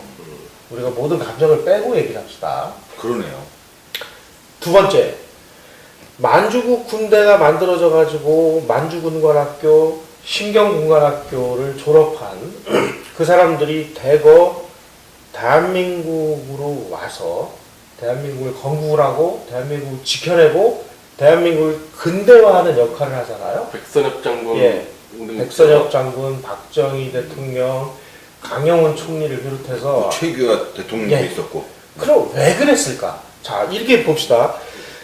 만주라는 비슷비슷한 그 시기에 김일성을 중심으로 해서 빨치산 활동을 하던 한 그룹이 만들어져 있었고, 만주군관학교와 신경군관학교, 만주건국대를 졸업한 또 한 그룹의 한국인 그룹이 만들어져서 해방이 돼서 김일성 집단은 북한으로 가서 북한을 만드는 역할을 했고, 이분들은 대한민국으로 대한민국을 건국하고 지켜내는 역할을 했는데요. 네.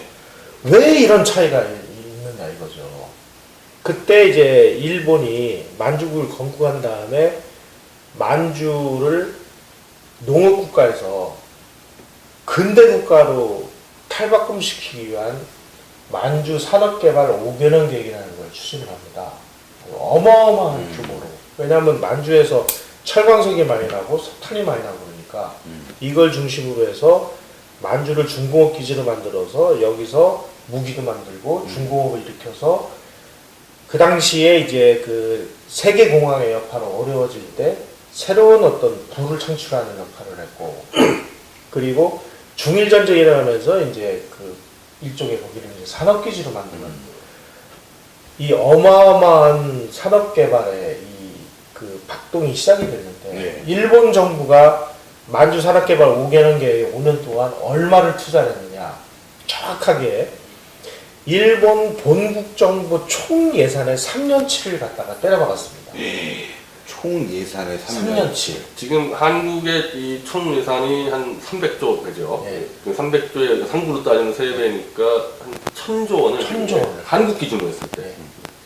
그러니까 아마 농업국가 만주가 막 어마어마한 이제 그 중공업 국가를 변모하고 거기에 뭐 일본의 그 재벌들이 다 참여해가지고 뭐 비행기 회사도 만들고 철강 회사도 만들고 만주에서 거대한 이 변화가 일어나는 것을 만주군관학교와 만주 건국대 그리고 만주에서 행정관리하던 사람들이 일면을 본 거예요. 만주 산업개발 5개년 계획과 제1차 경제개발 5개년 계획하고 비슷한 점이 좀 안 느껴지세요? 그러니까 제가 지금 네. 그 얘기 좀 예. 물어보고 싶었는데 너무 또 우리가 얘기 길다 보니까 예. 다음에 얘기를 들어줘야 됩니다. 이거 예. 우리가 지금 1시간 가까이 하고 있는데 이거 뭐 한 10편을 해야 되지 않겠어요? 그러니까 만주까지만 하고 예. 아직 김일성 지금 본격 들어가지 예, 예. 못했습니다. 그러니까 마무리하고 바로 이 만주 군 출신들 그다음에 만주 건국대를 나와서 행정관료 일하던 사람들이 이 어마어마한 대변혁을 하는 이 현장을 바라보면서 아 농업국가가 근대국가를 변모하려면 이런 걸 해야 되는구나. 제철, 철도, 전력 이런 거를 배운 거예요. 박정희 대통령이 와가지고 제1차 경제개발 5개년 계획을 하고 관료가 주도를 하는 네. 이 시스템은 만주국에서 만주 산업개발 5개년 계획의 완벽한 한국식 변형입니다. 그래서 한국의 근대화는 만주국이 그 원형이다. 학자들은 이렇게 주장을 하고 있고요. 그러면 북한의 김일성은 비슷한 시절에 만주에 있었는데 이게 왜 이걸 못 받느냐? 이놈들은 토벌대에 쫓겨가지고 그러니까 도둑질하고 남 속이고 뭐 그냥 이런 거 여기저기 도망 다니면서 민가나 털어먹고 식량이나 뺏고 약탈이나 하고 이 짓을 하면서 여기저기 도망 다니고 뭐 이러는 것을 배워가지고 북한에 들어가서 북한을 완벽하게